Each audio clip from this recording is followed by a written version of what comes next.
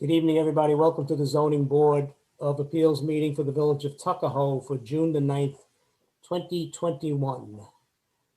Nancy, would you please take the attendance? Yes. Member Jackman. He's here. Present. Okay. I see you. Member Palladino. I see John there too. He's there. Okay. Member Fiore. Here. I'm here. Member Martino. He's no longer with us. He resigned. Sorry. Member Brown Present. and Chairman Ringwald. I am present. Thank you. And Nancy, member Yes. Scalzo's here too. Oh, did I not say you? I'm sorry.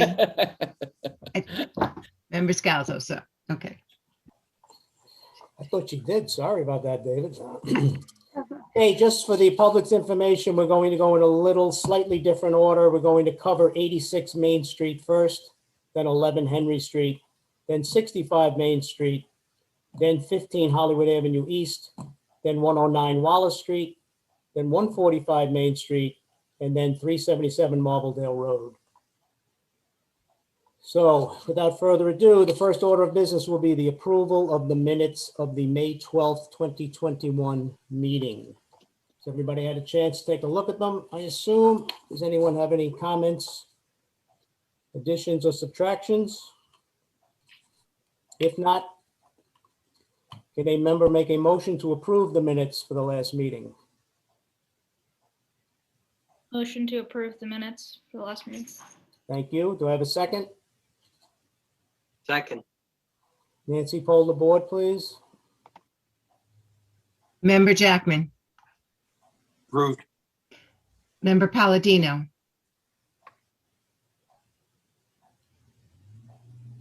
Member Palladino, you're on mute. Sorry about that. Approved. Thanks.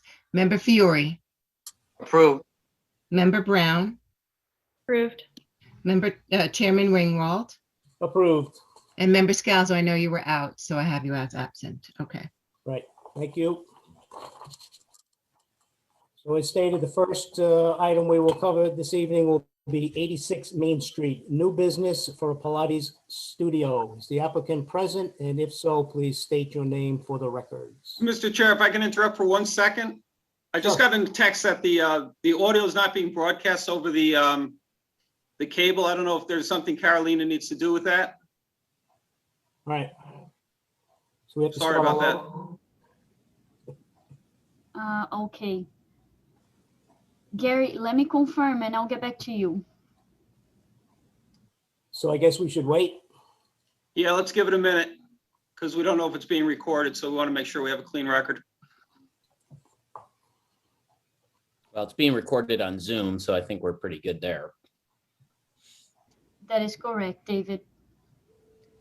Tom, there's so many applicants. Make sure they give their name and address before they speak. Okay, Right. Thank you. Thanks.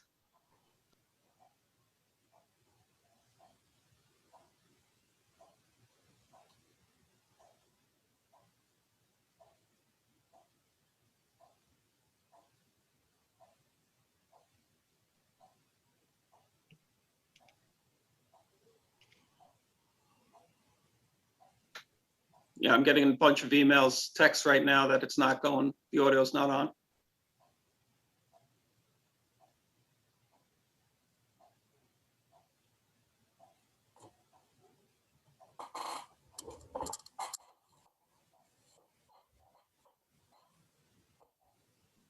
This is just another reason that we should be meeting in person.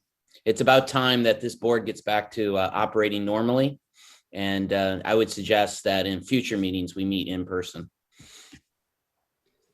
I think there's many more people that get involved this way than rather than come to the, what do you call the meeting area. I concur with Member Scalzo. I'd like to formally request that we return to an in-person meeting. I find this to be unwieldy and somewhat unpleasant.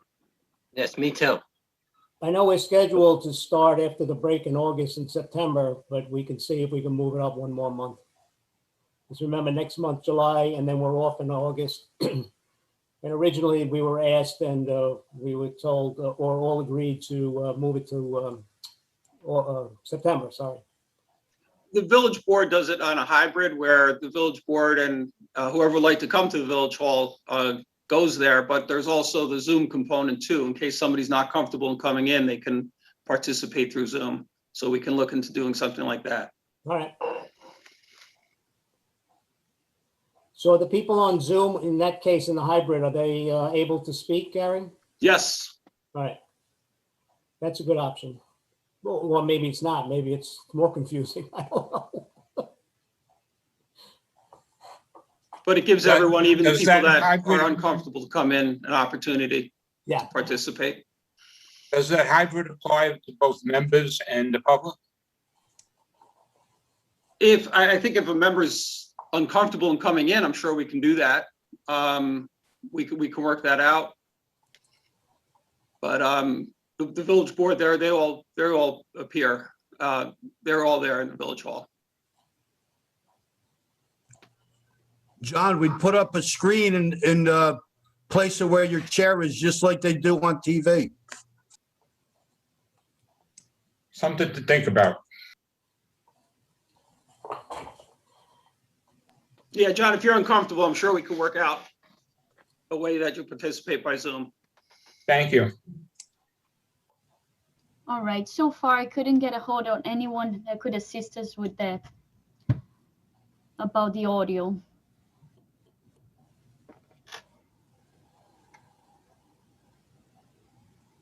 I think we should move forward. Gary, are we allowed to move forward? Yeah, we're recording it. You're gonna keep the public hearings open on these things, so People are able to access the Zoom link as well. The Zoom link Right. is obviously working on the village calendar, on the village website. So, and as we know, because there's 67 participants on right now, it's not exactly hidden. So, right, Tom, if, I think David made a good point. If people are just home watching, they can't participate anyway. They have to be on Zoom, so they would be here. Okay. So I think we're good. As long as it's recording, we have a record. Right, and we're going to close the public hearing on the few that we're going to approve. Right, and again, they would be participating by Zoom if somebody's going to want to speak. Got it. All right, then we don't need to start over. We'll just proceed. First item will be 86 Main Street, new business for a Pilates studio. Excuse me, is the applicant present? And if so, please state your name for the record. Yes, I'm here. My name is Heidi Tejeda. Hi. Has anything Hi. changed since our last meeting? No, Do you have any questions of the board? no, I want to thank everybody for being here today. Oh, thank you. Thanks for being patient. Does any board member have any questions for Heidi regarding 86 Main Street, the Pilates studio? Seeing none, I just want to remind everyone that the public hearing is still open regarding 86 Main Street. Is there anyone from the public who would like to comment regarding 86 Main Street, the new business, which is a Pilates studio? This is a special use permit, if I'm correct. Yes. Seeing no one from the public wants to comment, I will make a motion to close the public hearing. Do I have a second? Second. All in favor? Aye. Aye. Thank you.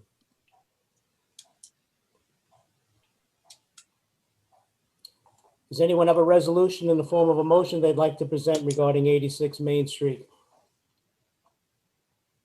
Is that one me, Tom? That's you. All right, hold on. I've got to sort through the 45 emails we received today. All right.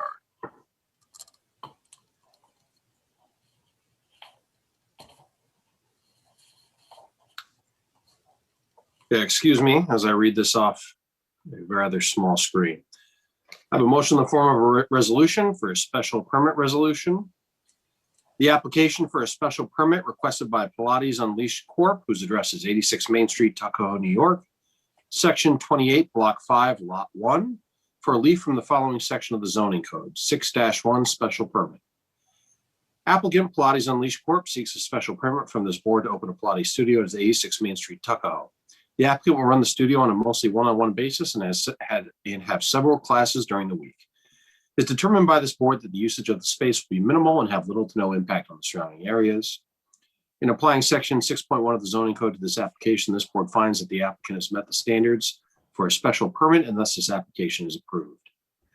It is determined that the use proposed by this applicant is compatible with the district, the location and size of the use, the nature and intensity of the operations involved in or conducted in connection with such use, the size of the site in relation to the use, the assembly of persons in connection with the use, and the location of the site with respect to the streets giving access to the site are such that the use will be in harmony with the appropriate and orderly development of the district in which the use is proposed to be located. It is further determined that the use proposed is compatible with the comprehensive plan. Since this is a pre-existing building, it's determined that all the proposed structures, equipment, and materials will be readily accessible for fire and police protection, that the location, nature, and height of the buildings, location, nature, and height of the walls and fences, and the nature and extent of landscaping on the site shall not hinder or discourage the appropriate development and use of adjacent lands and buildings. Since this business will be run on mostly one-on-one Pilates studio, it is determined that the operations in connection with the use will not be offensive, dangerous, or destructive of basic environmental characteristics or detrimental to the public interest of the village and not be more objectionable to the nearby properties by reason of noise, fumes, vibration, flashing of and or glare from lights and similar nuisance conditions than would be the operation of any permitted use not required a special permit. The board has determined that the neighborhood character and surrounding property values are reasonably safeguarded and that the use will not cause undue traffic congestion or create a traffic hazard. Since the use will have little to no impact on the surrounding parking, we are requiring the applicant to obtain only one off-premises parking space. Attached to this resolution document is the Zoning Board of Appeals approved drawings described as following: total of 1 drawing page labeled existing storefront on file, drawings date received 03/24/2021. Secra, based on the foregoing, the Zoning Board of Appeals of the Village of Tuckahoe finds and determines that the action taken herein is an unlisted action subject to the requirements of Secra. The Zoning Board of Appeals is in possession of all information reasonably necessary to make the determination as to the environmental significance of the application for the proposed special use permit. The action taken herein shall not have any significant impacts upon the environment and declare that a negative declaration be adopted with respect to this action.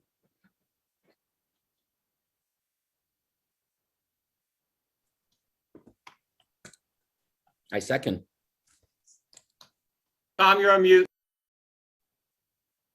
Sorry. So we got a second to the motion? Yes. Thank you. Nancy, please poll the board. Member Jackman, Approve. Chris Scalzo, In favor. Member Palladino, In favor. Member Brown, Approve. and Chairman Ringwald. In favor. Okay, thank you very much. Best of luck to you. Thank Yes, you. good luck. Thank you. Good night, everybody. Thank you. Good Good night. luck. Thanks. Next item will be 11 Henry Street. Is the applicant present? If so, please state your name and address for the record. Yes, I'm present. Allison Koutsas, 11 Henry Street, Tuckahoe. Hi, thank you. Hello, thank Has you. anything changed since our last meeting? No, Any board members have any questions of the applicant? I have none as well. I just want to remind the public hearing is still open on this. Is there anyone from the public who would like to comment regarding 11 Henry Street, the construction of a pool deck? If so, please speak up now.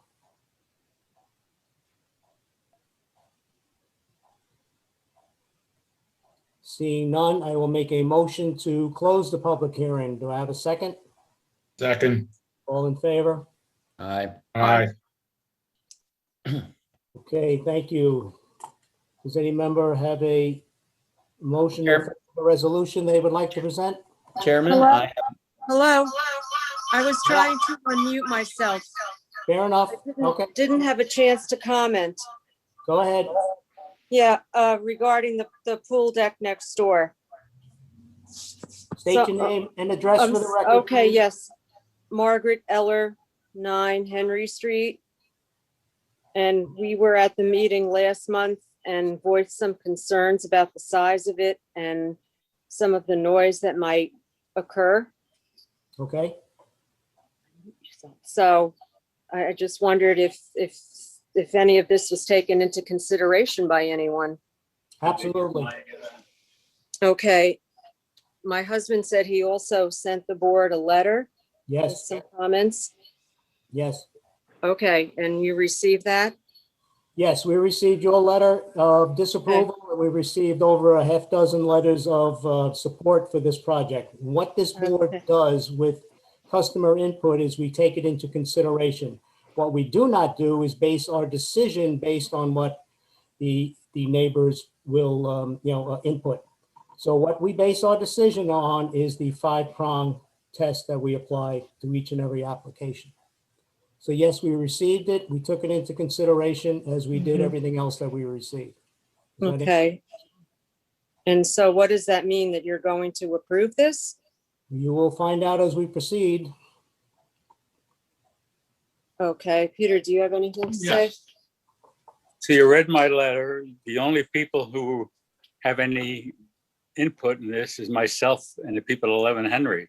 The other neighbors don't have any interest. Did you read about my neighbor with his painted house? Yes, I did read all the letters, yes. Again, I need to be clear that we take these under advisement when we receive input, but what we base our decision on is the 5-prong test. Yes, but if it needs a variance to be built, that means it's not within code. So why would you? So if you have something that's not acceptable, you just get a variance and you get it done anyway. So obviously, It's literally the It's a point of farce. this board to exist, is that we provide variances to people who need easements or variances from the code. It's the entire reason the zoning board exists. so why do we have a code? The entire country follows the same procedure, sir. Every town and village without the United States follows the same procedure. There are codes, and then there is a zoning board of appeals that can grant variances that are reasonable to people that would like to do something on their property. So the variance, the code means nothing, in other words. No, that's not what I said. You're interpreting You that. did say it in your own way. Yep, that's your interpretation. You're entitled to it. That's Yeah, not I've what I heard said. that before, yes. Any So other the comments? variance, so it doesn't matter. Any other Basically, comments? I'm just telling you, it's meaningless. I'm sure you'll feel that way after the rest of the conversations tonight as well. All right.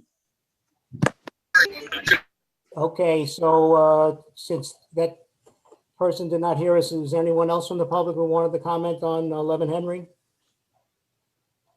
So I will again make a motion to close the public hearing. Do I have a second? Second. Thank you.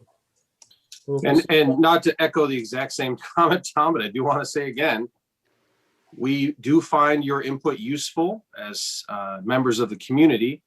However, that input on our decisions is essentially limited to points that we may not have noticed, you raising items we may not have noticed, which are taken into consideration.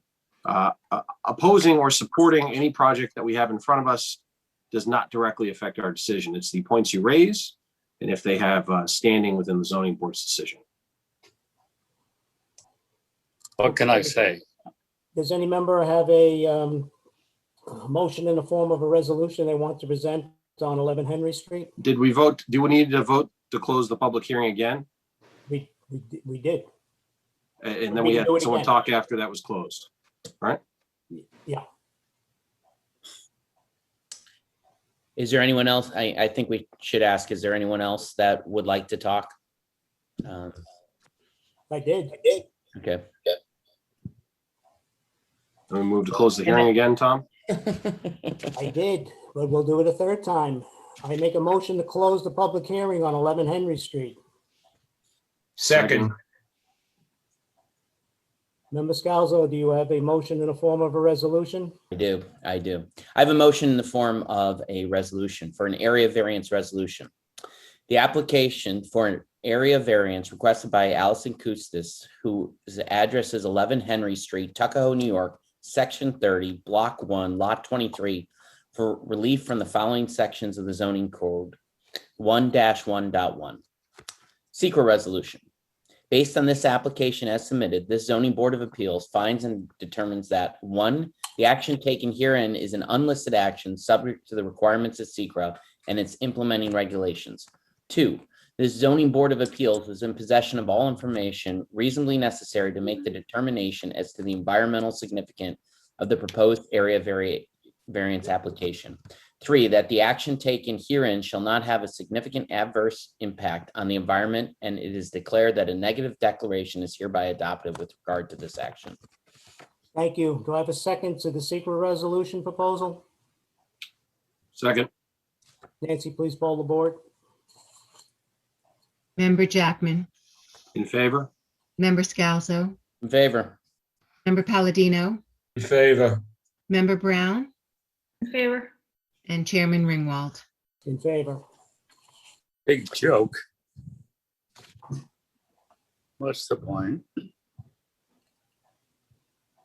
Gary, can we please mute people? Thank you. Yeah, I don't have the, I can't- Carolina, can you mute everybody, please? Yes, and as a reminder, please check the check box. We have some guidelines because we have a lot of people today. We must try our best to obey to that. Thank you. Continuing on, applicant resides at 11 Henry Street in Tuckahoe. Applicant is seeking to build a deck to attach to her existing pool. Village Code Section 1-1.1 limits the size of the deck to 1/4 the area of the pool. Applicant is seeking to construct a 330 square foot deck where 69 square feet is allowed. The proposed deck will be built towards and attached to the existing house. The deck will not encroach in the setbacks for this district. Further, due to the topography of the property, the deck will not hang over or loom over the adjacent properties. Thus, we find that based on the location of the deck, we find that the deck will have little to no impact on the surrounding properties. Therefore, recommendations for the area variance is to be granted as the benefit to the applicant of the area variances outweighs the detriments to the health, safety, and the welfare of the neighborhood. The applicant has demonstrated through its submissions and presentation that has met all aspects of the 5-pronged test to the satisfaction of this board. The granting of the variances herein is granted on the condition that work under such variance be commenced and diligently prosecuted within 1 year of the granting thereof, failing which such variances shall become null and void. Attached to this resolution document is the Zoning Board of Appeals approved set of drawings describes as the following: total of 3 drawing pages, A-100, A-101, and A-102, and the drawings date of February 22nd, 2021, issued label for review. Thank you. Do I have a second to the motion? Second? Nancy, please poll the board. Mr. Chairman, just one moment. The section that was quoted was incorrect. It's 5-1.1, not 1-1. Oh, I apologize if I misread it. 5-1.1. That's on the, it says total of 3 drawing pages. It's A 5-1.1. Section 5-1.1. Right, the drawing pages were labeled A100, A101, and A102. That was different than the Alright. zoning, the Thank you. zoning code.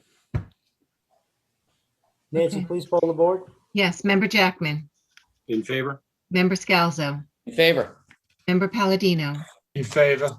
Member Brown, In favor? and Chairman Ringwald. In favor. Okay, thank you very much. Good luck. Thank you very Thank you. much. Congratulations. May you, I guys. just, may I just make one No, last you may not. comment? The public Oh, comment is great. closed. Public hearing is Okay. closed. Thank you. That's great. Thank you. Okay, next item of business will be 65 Main Street. The daycare center that will be moving into the old Andrews facility at 65 Main Street. Is the applicant present? If so, please state your name. Present, Marion Anderson from Cornerstone Children's Center. Thank you. Has anything changed since our last meeting? I'm sorry, I didn't hear you. Sure. Has anything changed since our last meeting? No, well, actually, yes, we purchased parking spaces. How Okay. many spaces did you get? We purchased 10 and we have 2 on site. Excellent. Any board members have any questions for this applicant? Is there any outstanding concerns from the building department or the village? Say that again, please. Bill or Gary, are there any concerns as far as matching what the prior daycare center was doing versus what the applicant currently has in front of us? Not for None on me. our end, absolutely not. And none on your end, Bill? No. Okay. Anyone else? Okay, the public hearing is still open on this. Is there anyone from the public who would like to comment regarding the new daycare center at 65 Main Street? If so, please state your name and address for the record.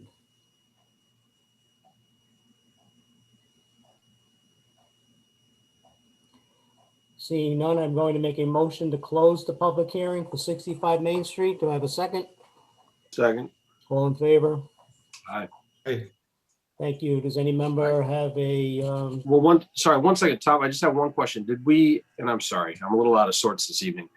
Did we discuss that 15-minute drop-off area there behind the, where the parents drop off? Is anyone handling enforcement there if parents are double parking on that street with the fire truck access and everything like that?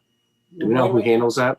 my recollection of what we discussed was that the daycare center would provide somebody, a person standing out there for the drop off to supervise it. And we need to make sure that the police would enforce any double parking or any traffic violations. And that's not something we need to build into our approval, correct? The village, that's an enforcement issue for the police and the village. Well, I think that needs to be taken for granted. No, I don't think we need to put it in the application. Yep, fair enough. I think the planning board was also on top of that, so I was planning on putting that in their resolution for the site plan. Good. Okay, thank you. Very good. Good point. Thank you. Does any member have a resolution? Yes, I have a motion in the form of a resolution for a special permit. The application for a special permit requested by Management Organization and Support Services LLC, whose address is 65 Main Street, Tuckahoe, New York, Section 33, Block 8, Lot 11, for relief from the following section of the zoning code, 6-1 special permit. Applicant Management Organization and Support Services LLC seeks a special permit from the board to open a daycare facility at 65 Main Street, Tuckahoe, New York. The applicant is seeking to open said daycare facility in Village Hall of Tuckahoe and occupy the same space as the village's tenant Andrus, who previously operated a daycare facility at the location, but has ceased its operation at Tuckahoe Village Hall location. Andrus was operating its daycare facility under a special permit granted by this board on December 14, 2011. The applicant, Management Organization and Support Services LLC, is making no interior changes to the layout of the space, and there will be no significant changes to the operation of the daycare facility. There will be no appreciable changes other than the name of the operator. The occupancy limits of the space will be dictated by state law, and applicant will be required to obtain the necessary licenses from the state. This board, in its decision dated December 14, 2011, analyzed the standards of the special permit and how it applied to the operation of the business. Since there will be no appreciable changes as to the operation, we agree and adopt the previous findings of this board to the current applicant. Therefore, the application of the Management Organization and Support Services LLC for a special permit is approved. As a condition of this approval, the applicant must obtain 10 off-premises parking spaces. These off-premises parking spaces are in addition to the 2 spaces the applicant will have on-site and as part of the lease with the village. Attached to this document are the Zoning Board of Appeals approved set of drawings described as follows. Total of 7 pages, being 5 narrative pages and 2 drawing pages labeled first floor and third floor drawings, date received on 3-29/21. SACRA. Based on the foregoing, the Zoning Board of Appeals of the Village of Tuckahoe finds and determines that 1, the action taken herein is an unlisted action subject to the requirements of SACRA.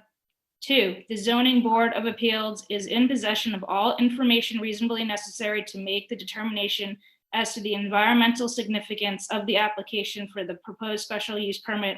3, the action taken herein shall not have any significant impacts upon the environment, and declare that a negative declaration be adopted with respect to this action.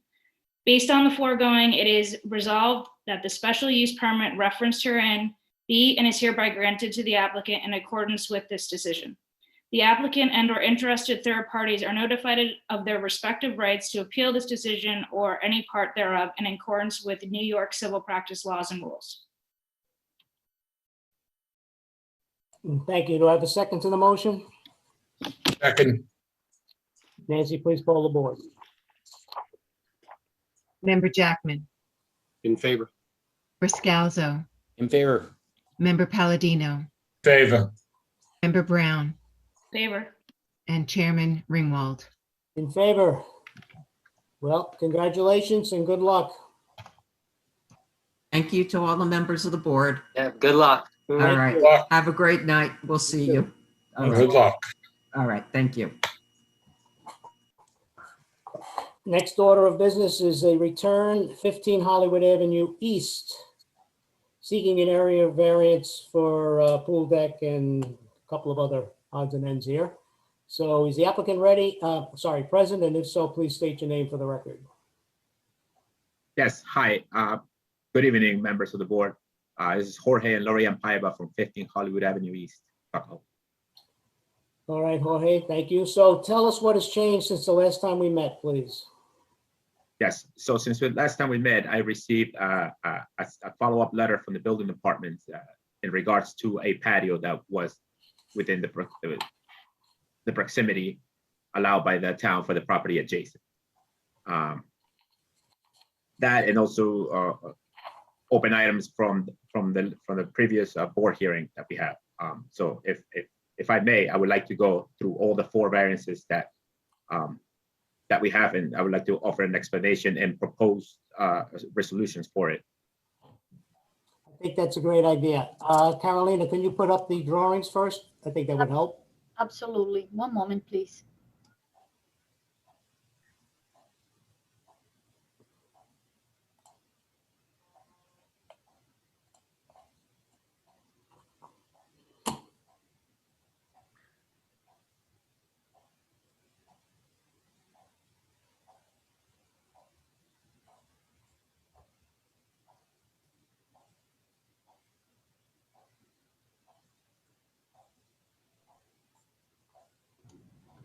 Mr. Ringwald, does it look correct? Yes, Perfect. it's all yours, Jorge. Okay, so I'll start. I mean, I have a little out of order here, but I'll start with the side yard variance for the patio. So again, the code indicates that a patio cannot be built within 4 feet of proximity of the neighbor lot line. The patio that I built, the extension, which is 90 inches long, it's right along the property line and aligns with the previously existing retaining wall and patio that was there. So for that, again, the resolution that I'm willing to make was provide as required a privacy fence on top and install any type of finish to match the other existing wall that's there, or any other finish required that would be acceptable to this board. So can we just go down to the drawing and show us? Hold on. I think you jumped around. That was for the whatever you want to call it, extension of the retaining wall. We're talking about the actual non-permeable surface of the patio, correct? Yes. So your proposal for the patio, I believe, was to actually bring that back to the 4 feet buffer in the extension you created, correct? Well, my proposal for it was to keep the patio as is, unless it's required by this board to take away the pavers on top and install small garden or anything else of that sort, something with like with dirt or soil. But if allowed, I would like to keep it the way it is. And again, I offer any sort of finish on the exposed side of the neighbor side, and the required solid fence that would provide the privacy that both of us would seek. Okay. Any other board members have a question on that? The 2 proposals being that they either put up some form of a buffer that would be satisfactory to this board, or remove the 4 feet and plant some bushes or whatever in the 4-foot space. Yes. Those are the two proposals for this particular variance, so we're clear. I would just add to that, Chairman Ringwald. What we have is existing structures that are very tight, very, very tight. And so you're always dealing with that problem. So there's three issues is, privacy, beauty, and drainage, essentially. So those are the three issues that we are concerned about. Does whatever improvements you're going to do, is it pretty to look at? Does it provide privacy between the neighbors, both on the side and in the back? And is there proper stability and drainage? Stability, obviously, so it doesn't, fall down, of course, and deteriorate, and drainage so that water runoff doesn't go into your neighbor's properties. And so I think those are the three considerations that we need to be satisfied for. And there's various ways to do that: setbacks, fencing, permeable surfaces, drainage pipes, whatever. And so those are what we need you to consider and present a plan for all three of those. Okay, that's not a problem. So let me just address those three items. As far as aesthetics, again, I will present a stone veneer or any other finish that would match the existing retaining wall to have a continuous look throughout that on the exposed side with my neighbor. That's not a problem. As far as privacy, again, we're willing to change the current picket fence that's there on top of that patio to change it into a full 5 feet height, solid privacy fence. Therefore, again, that will provide privacy to us and to them. And as far as stability, yes, I have, I could provide the actual as-built of how those were done. That was performed by the actual pool contractor that did the pool, and that's a licensed and insured contractor. And they use cinder blocks with rebar members, and we have a weep hole on that. In behind on my side of the property, we have fill and we have pavers laid out for drainage. So I know there's been some mentioning about drainage issues. I personally have not seen it. Again, it's something I could definitely address if required. But I think it was stated before that those pavers were cemented in, and they are not. The border pavers are cemented in to hold the other pavers, but every other paver in that patio is installed with the sand, and it drains right through. But again, if that's something that we need to look at, again, I will definitely look at it as long as I'm allowed to keep it. If not, I will remove the pavers and put a bush or a plant or make it a grass area on that side.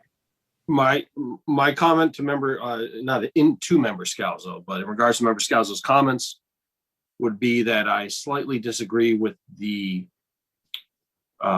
discussion on the pavers, as if I was treating this application as a new application. In other words, if you came in here and asked for this variance, would I grant the patio extension right to the property line? I very much doubt we would allow you to put a hard surface down to the property line based on other applications we've had come in front of us. So it'd be the preference of myself personally, which I do not speak for the board, that the pavers in the section we're discussing be removed. And as you mentioned, replace it with nice plantings or something of that sort. That would be my personal preference. Okay. But obviously the rest of the board does not necessarily have to concur with that. Okay, thanks, Nathan. And just as a response to that, it's just 90 inches of patio that was extended. There was a lot of existing patio before that. And again, I understand that it was extended and it's new, and I would adhere to anything the board decides. So maybe you can explain for my sake and the board's sake and the public's sake, is how did this pool get to be where it is? Obviously, there was something was amiss for this pool to be this close to the property line, correct? Well, so again, so that I think we're moving now to a second issue. This is beyond the patio, correct? I just want to make sure I have all my notes for what I need to follow up on the patio. Fair enough. All right. Right. So again, so the pool, right? The pool requires a variance. So the issue with not the issue, the situation that I have on my property is that we live on a hill.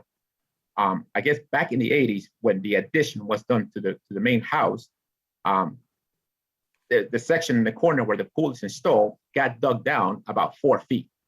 Therefore, my regular grade, my entire house, property, side patio, backyard, and front yard has a same level surface. When you get into the pool, there was a 4-foot step down, almost a depression right on this, I guess that would be the northwest corner of my property where the pool is. Therefore, that's what it was ideal to set a pool in there. Now, I understand that the pool has a minimum requirement of 5 feet from the adjacent property.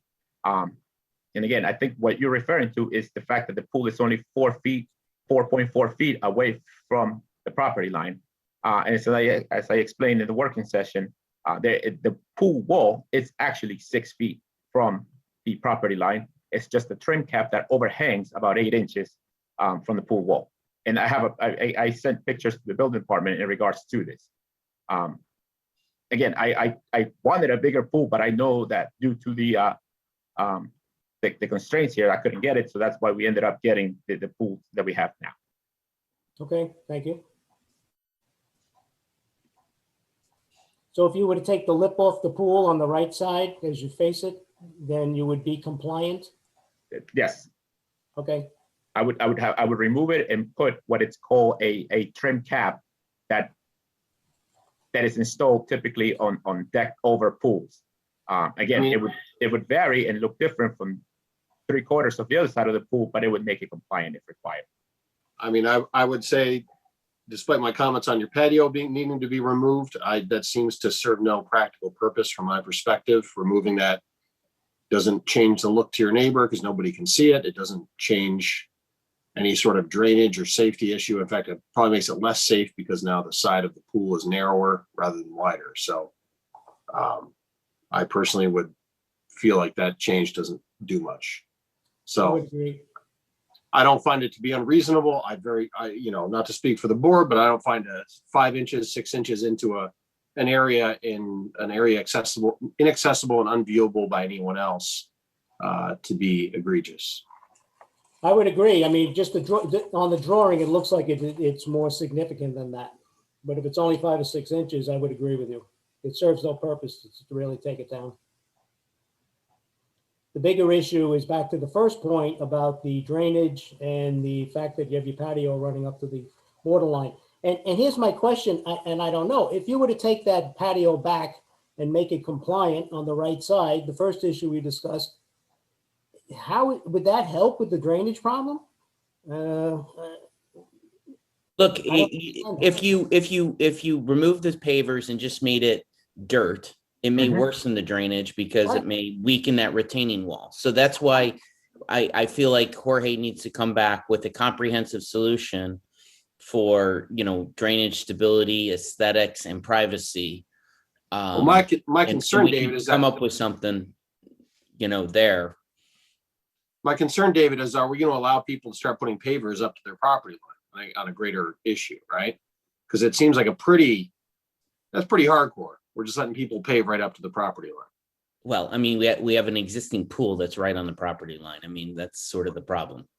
I understand, but the reason why we don't put stuff up to the property line in general is because of privacy and aesthetics and, runoff, all those things.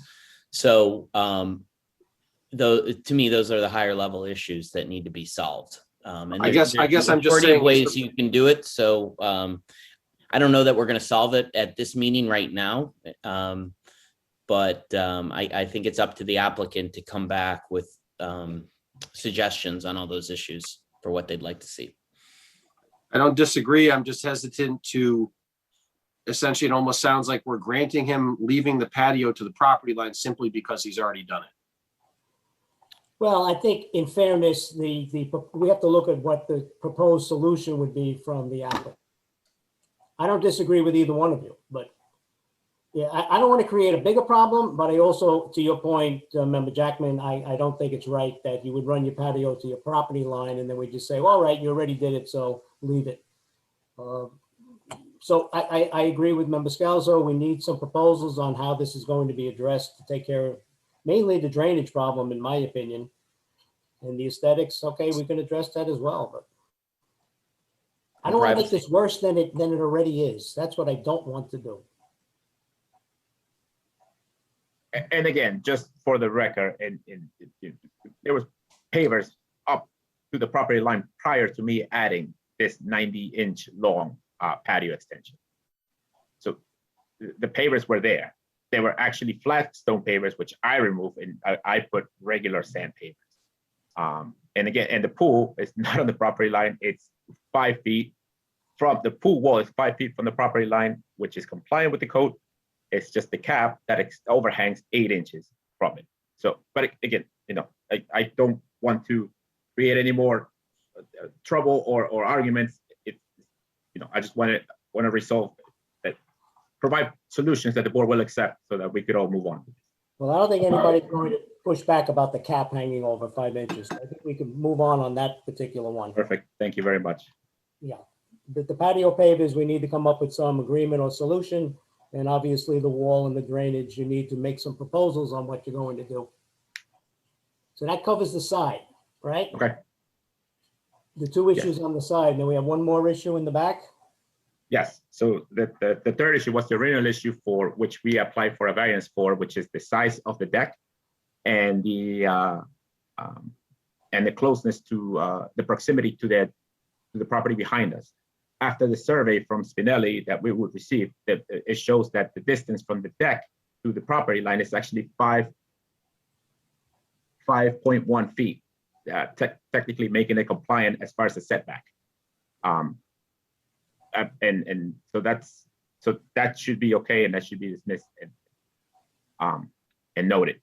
The other items is the size of the deck and the proximity to the circumference of the pool, which again, as I stated before in the previous meeting back in October of last year, was that the side of my pool between the retaining wall and the side that's into my property creates a full hazard for it. That's why I'm requesting, that's why I did it. I did what I did, and I'm requesting a variance for it. Again, I understand that even though we have the 5 feet required from the back, I understand that the neighbors were concerned with actually privacy from them. So I'm also willing to provide a solution for that and provide privacy fencing in the back as well, 5 feet or 6 foot if allowed by the board. Well, I think that's fair. And, in fairness to you, if you were on level ground, we wouldn't be, having this, you wouldn't have a complaint from your neighbor. That's for sure. It's due to the specific topography of where you are that your property itself happens to be looming over the properties behind you, which is Correct. just, it is what it is. That's not your doing. So I don't think your request for that back, patio variance for the pool deck is unreasonable in and of itself. What I'm wrestling with is the fact that it happens to be looming over people's properties. Right, and correct. And to address that, as I said, I would change the railing that it's there now to a privacy solid 6 foot fence. You're saying the railing on the pool, not the railing. railing on the back of the property, correct? Yes. So there's already a 6 foot fence on the ground level where the pool is sitting. Now I have a deck that sits on that sits on the ground in front of that fence. Again, due to the topography and the way that was excavated, the pool floor, if you will, I mean the deck floor, it's 5 feet 8 inches off on top of the ground there. So, Just to clarify, yes, for anyone watching at home, I guess, and remember, Chairman Ringwald can correct me if I say anything out of turn here. I do want to clarify, because it sounds like we're being harsh on you, but I do also want to kind of defend your ability to build on your property as you see fit within your rights. You are within the setback, and the fact that your property is higher than the property to the rear of you has nothing to do with you. It just is what it is. And the fact that they can view your property or view you on your property has little to no impact on what you are allowed to build. This country has property rights. You are allowed to do what you want on your property within reason. And I kind of want to stand up for your right to do so. Obviously, we would prefer that you come in and fully disclose what you're trying to build, because that would have made this a heck of a lot easier. But neighbors who have other properties nearby you are not allowed to claim that due to the topography of your property, you are somehow limited as to its use or to what you do with your own property. Okay, great. Thank you for I that. agree wholeheartedly. That was the same point I was just trying to make. It's his property. He's allowed to do what he wants on it. And if this were on, like I said, level ground, we would approve that in a heartbeat. Can I clarify something? Sure. The two variances that are required for the deck are the fact that it exceeds 25% of the circumference of the pool and the side that faces the garage encroaches in the side yard, not the rear yard. Right. Right. So yes. So yes, correct. And for that, I've also, as you can see on the screen, the variance item number 3, I will provide an 8-foot tall privacy fence along the yard where the ground is much lower. Well, I think what Bill's trying to point out is, you may have just seen that we just approved another pool deck prior to you, or more of a deck next to a pool, but still a deck. The fact that you wanted a slightly bigger pool deck is not the issue, and I do want to clarify about due to my recent comment, what we can legally require you to do. Again, it's your property. No one can require you to put up the privacy fence, but if you want to build a larger deck, there's a difference between what's legally required and what makes you a good neighbor, right? And we can just say, to be a good neighbor, put up a privacy fence, which you are willing to do. The fact that you are too close to the garage is kind of a separate issue. And I don't think personally I'm willing to make you tear that out, given that is an inaccessible space and nobody can view that side of the deck, given that the garage in question is on the property line. So the neighbor to that in that area cannot actually see, access, or be disturbed by the fact that your deck is close to the garage, correct? Correct. Okay. Again, so again, a lot of this can be approved beforehand and probably would have likely have been, rather than having to go through this. I understand. All right. So have we covered all the items on this? I think just we like have, Tom. I'd like to point out one thing. We were talking about, it was mentioned with regard to a fence in the back and everything with regard to height. Just make sure that whatever is proposed is within the code, so we don't have to ask for another variance. Okay, certainly will do. So Bill, is an 8-foot fence allowed in the back? No. No. There you go. That's what I thought, because I remember this discussion months ago when we were talking about this. Yes. So just to clarify, the fence on the back, it's going to be 6 feet, not 8 feet. The fence, there's a small section between the garage and my new patio wall that right now has a 6-foot fence, again, compliant with code. In my drawing right here, I'm asking to raise that fence to 8 feet tall to provide more privacy between my side and my neighbor's side. So I want to be clear, the 8-foot fence would be up on the pool deck itself? No. Down on the property line? No, it would be on the property line to the property adjacent. So in the back, the 6-foot fence on top of the deck. Right, thank you. On the back. I think we have to give the applicant time to go back and rework the solution so that we can, look at it with some clarity. Yeah, but I want to make sure we give him the right direction before we send him on his way. So I want to be clear, you have a 6-foot fence on the property, on the ground behind the pool already? Yes. And now you want to put a 6-foot fence on top of the deck? Yes. So you're going to have a 12-foot basically wall in the back? Yes. All right. All right. Fair enough. Again, But what was this 8 feet we were just talking about? What is that? The 8 feet is on the side. So if you look at the drawing, right, where it says existing 6-foot fence south of the existing garage, there's a small section of fence there that's right on the ground. Okay. So what Mr. Ringwald is saying is you need to be clear in your app that you are looking to install an 8-foot fence from the corner of the garage to your existing the retaining wall. The retaining wall, yes. And that is showed right there, proposed 8-foot by 6-foot long privacy. Right. And it's not going to go any further past the garage, correct? Because I think your fence is already underneath her gutter. Yes. So I have a smaller section that I put underneath the gutter. It's there already. Okay. All right. So I think he's got everything he needs, right, Tom? Yeah, I got a question. Bill, he can't put an 8-foot fence there. He would need another variance for that, correct? That's correct, which would mean another set of advertising in the paper. So he's Yeah, got that it wasn't down, on he's his allowed two-month 6 feet. sale. He's allowed 6 feet, correct?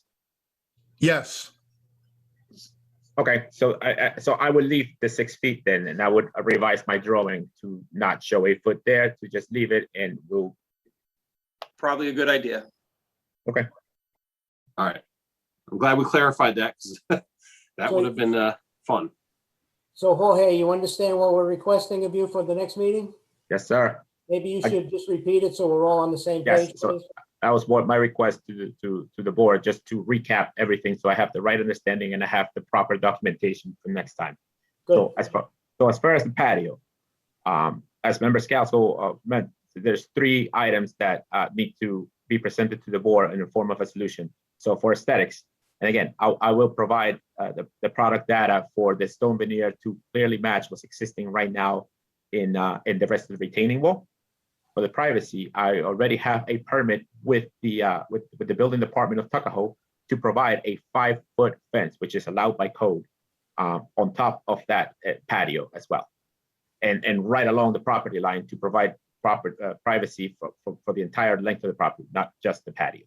And then for stability, I will provide. I guess I would have to try and hire somebody to see what drainage issues are there. And so provide some sort of solution that that would, I guess, the board will accept as an acceptable solution. I mean, again, if I put grass or dirt there, I think it's actually going to make the drainage worse. I think with a drawing, with an as-built drawing of how the patio is built, with the CMU walls, the rebar, and the weep hole that I have in there, would suffice. And if I need another weep hole, I would gladly install it on my side of the property in order to keep the existing pavers that they are there now. I think you covered it. Okay. All right. And Any then- other questions? Well, is anything actually approved though with the pool cap? I thought you guys are fine with that, so. We prefer to approve everything at once, so, I think you got to come back with a comprehensive solution and then we look at it. Okay, So we'll consider, kind of your further solutions and for the next meeting. Okay. And I will put this together, and a PDF and print out if needed, the dimensions, the pictures, and that I have there, and to address that as well. All right, I just want to be clear. You're going to make some new proposals. It doesn't mean that we're going to definitely, go forward with the proposals. There still might be discussion. There still might be pushback. I understand. I just want to be clear. I want to set expectations, okay? Yeah, understood. All right. I appreciate it. Thank you. Thank you. I want to remind the public that the public hearing is still open on this. So is there anyone from the public who would like to make any comments regarding the pool deck at 15 Hollywood Avenue East? If so, please state your name and address for the record. Valerie Hexner, 17 Hollywood Avenue East. Thank you. Do you have anything new to add to this discussion? You're muted, Valerie. Sorry about that. I just wanted to say I'm okay with where his pool is. His pool does never seem to be an issue at all. Sorry,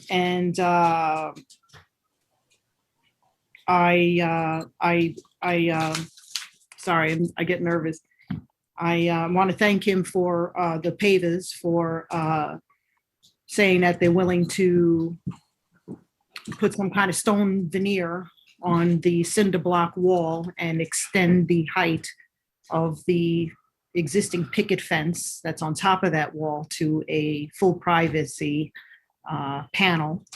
But, I still want to just point out a few things because I have to make sure that my property is not being compromised in any manner. Uh, So, you know, he said that he had existing pavers. There was existing pavers already there. That's not so. There is a rubble wall, retaining wall that separates our property and his property. It's right on a property line running down, and it stops about maybe 12 feet from my garage, roughly.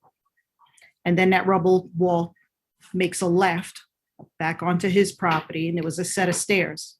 So yeah, where his house is, the property is higher. And then if that pool wasn't there, you know, you would walk down the stairs. There was a set of stairs that you would walk down to get into that section where they now built a pool. And that's how they got down there. So what he did was, there wasn't already pavers there. That cinder block wall has been extended, was added to an already existing retaining wall and extended, I'd say 5 feet.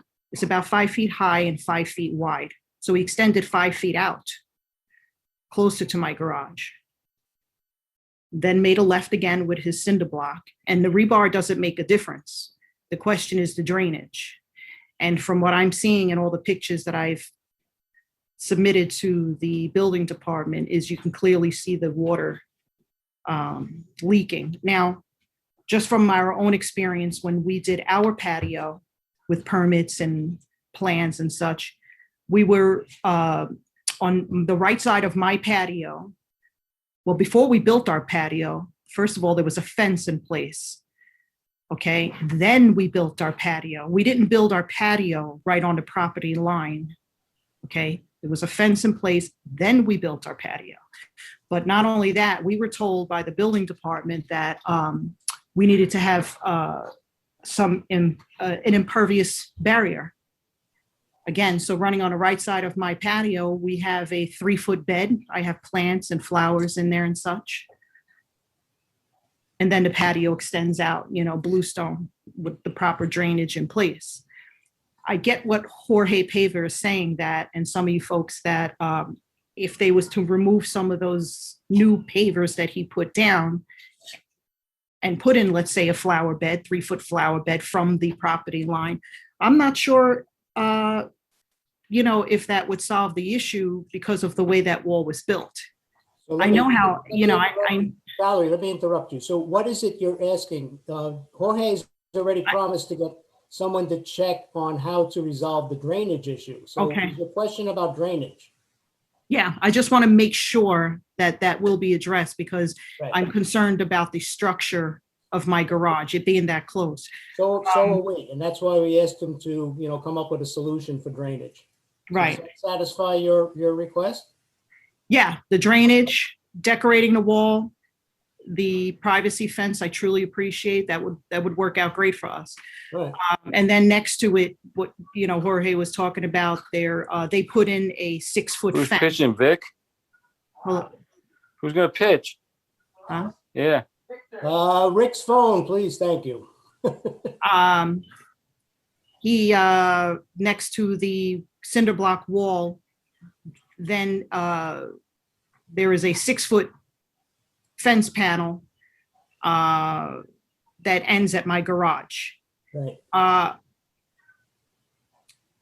I know Jorge wants to make it 8 feet, and I appreciate that as well. I've already put some shrubs there to try and do the blockage of privacy. So we're working together on that. My only concern with the fencing around my garage area, and it's not that side panel that we're talking about, along the back of the property line, there's a 6-foot fence, and then it meets to the corner of the back of my garage.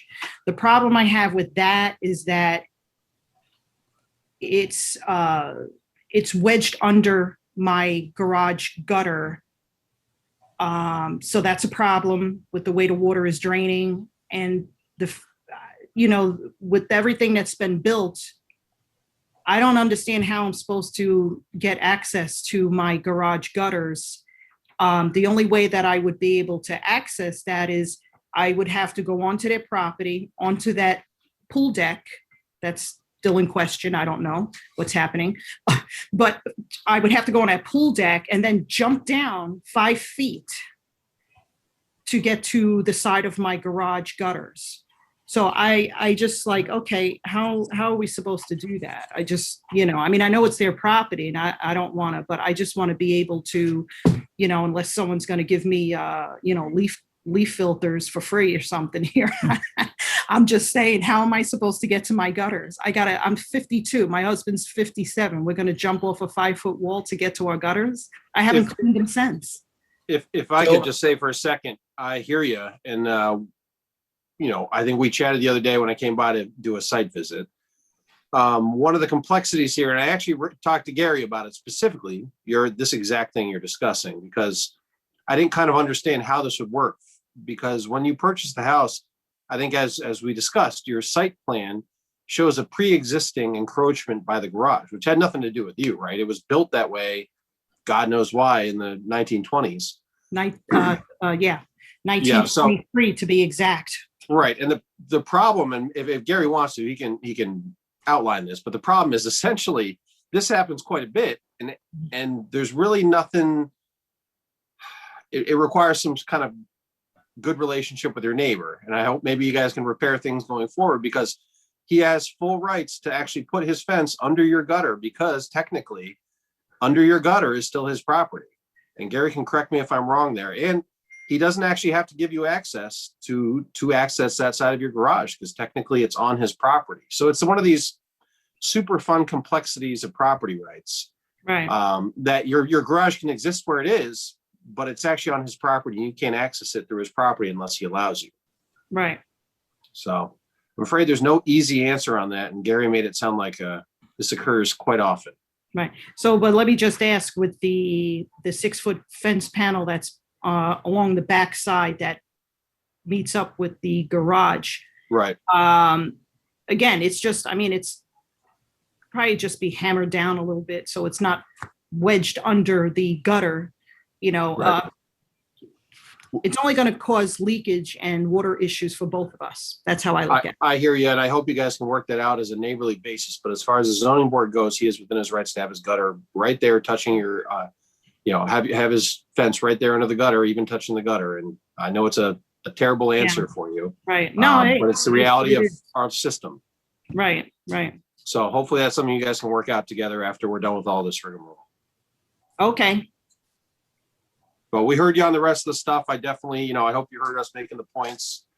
We hear you on the appearance and the kind of functionality of that wall. And I hope we can come up with a good solution for both of you. Sounds good. Okay, thank you. Anyone else from the public who would like to speak regarding 15 Hollywood Avenue East?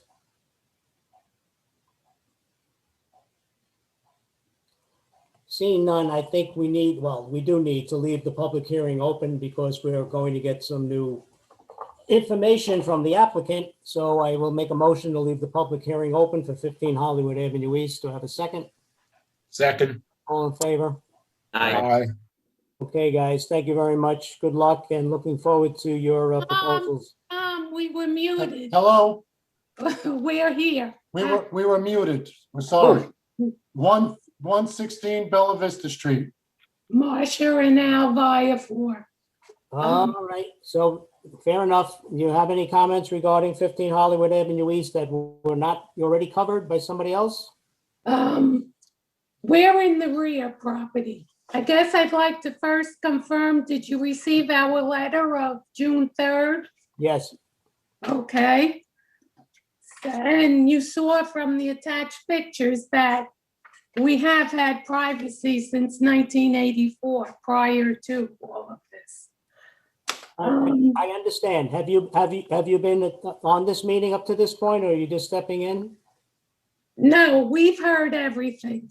All So I hear what you're saying about, where a homeowner is entitled to build on their property.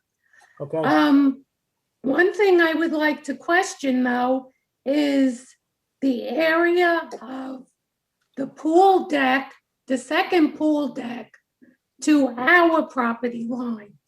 We measured, and we don't feel it's the the 5 feet from our property line. So if you want to get correct variances, I think that needs to be checked. Well, one of the, We can have the building inspector check it again, but however, if we get documentation that states that it is what it is from a surveyor, a licensed surveyor, we have to go on what the licensed surveyor gives us, and he says it's 5 feet or more away. and once they seal it. Sorry. Go ahead.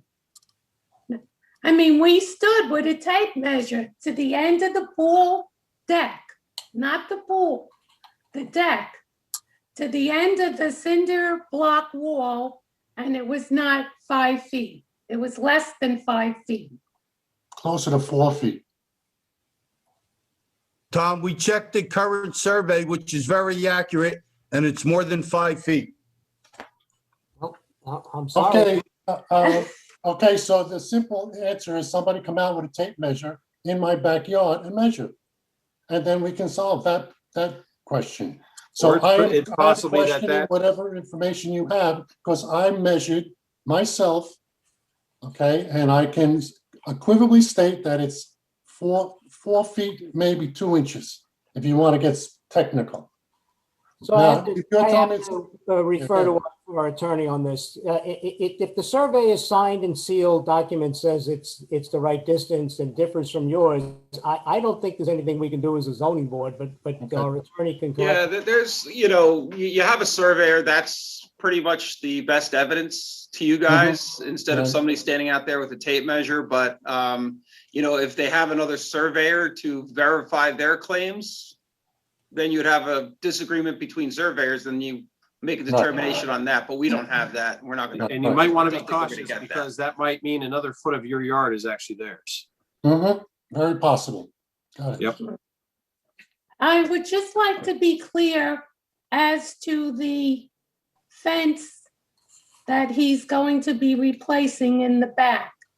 I mean, what I understand, there's the picket fence where the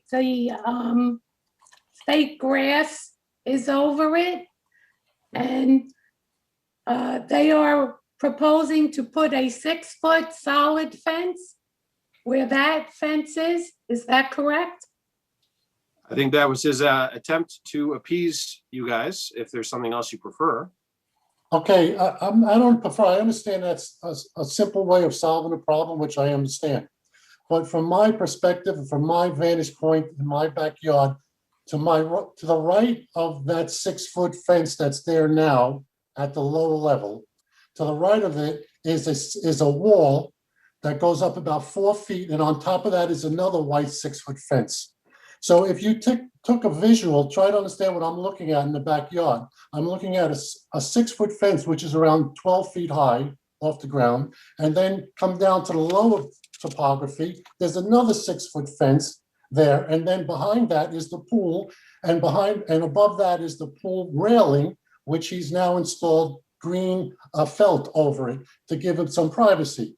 So now you're telling me that green felt fence will now be a 6-foot fence, solid fence. And right next to that on the left is my neighbor's garage. So if you sit in my backyard and you look at what is offending me as a homeowner, and I think this holds a lot of value here. Who am I, and what is my concern? And I'm looking at almost like a camp. It's just an unbearably unpleasant thing to look at. Now, yes, he can build, but he's building and variancing everything about the building, and he's just getting variance and variance and variances. And who's suffering? Me and my wife, and also what our property value was going to become. So I agree. I understand you build and you have a right to build on your property. Okay, and he did, but he's variancing half of what he built, and you're allowing that. And the third thing is, he said that that property on the lower level was excavated. I've been here 36 years.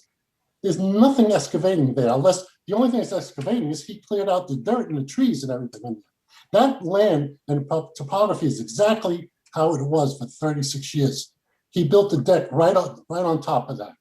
that same. I want to clarify that the deck he has that is directly inconveniencing you on the back of the pool, the applicant is allowed to do as of right.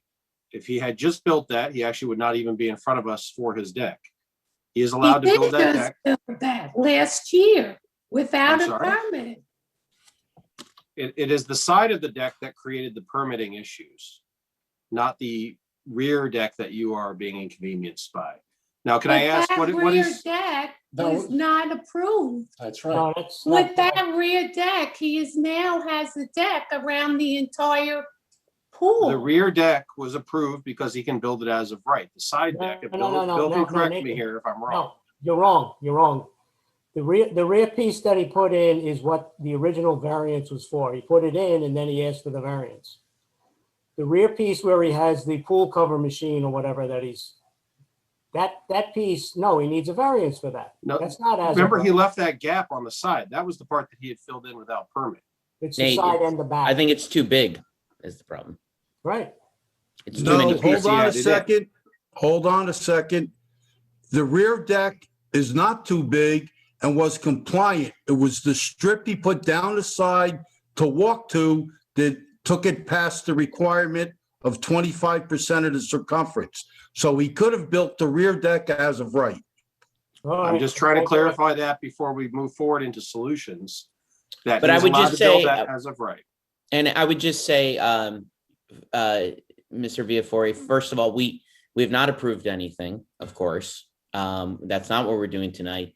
And we told the applicant to go back to the drawing board and consider, aesthetics, drainage, stability, and privacy. And that's not only for the side yard property, but it's also for the rear property of where you guys are located. So that is part of at least my personal consideration for approval of this. And I expect the applicant to come back with a good solution, and we'll see. And if I may ask Mr. Fiafori, what is your preferred solution? Do you have something in mind that you would prefer to see in your backyard? It's hard to say because I understand he has a right to do what he wants to do, but it does mean no good aesthetically and privacy. So it's a problem for me no matter what. Okay, and I understand I got to succumb to something. So, but we're asking you what I you would like understand, done. and you gentlemen, if I may, I apologize for interrupting. At the last meeting, which I think was in December, you gentlemen had said that you were going to visit the site, and I assume you're going to come to my yard and see what I was confronting with. And I don't think that's happened yet, and I would ask that this take place, and you come and see what I'm visualize what I am going to see day in and day out throughout the whole spring and summer for the rest of my life while I'm here. And I want you to take a look at it. Not that you have to decide, but you'll understand what I'm saying. So yes, he's got to put something there. A 6-foot fence, I guess he's gonna. But I'm going to tell you something. From my house, from my value of my house, when somebody comes in the backyard and looks at that, they're not going to be very happy with that yard, my yard. It's just not going to happen, sir. And I just want to say, look, this is the time to problem solve, right? Something's going to be done, and likely something will get done. Let's figure out the best solution for everyone. It may not be perfect for everyone. Is it 8-foot pencil trees that you want put in, and then with his fence on top of his deck, then it's not one big wall? Is it you want him to actually build a retaining wall to match the elevation of the rest of his property? I mean, there's got to be something you're looking for as far as a look in your back. Truthfully, trees would be because that's natural. And it eliminates these different size walls in different locations at different heights, making it look very unnatural. So yes, tree line that's quiet and above the pool area so that I don't have to see people. 8 feet isn't going to cover it.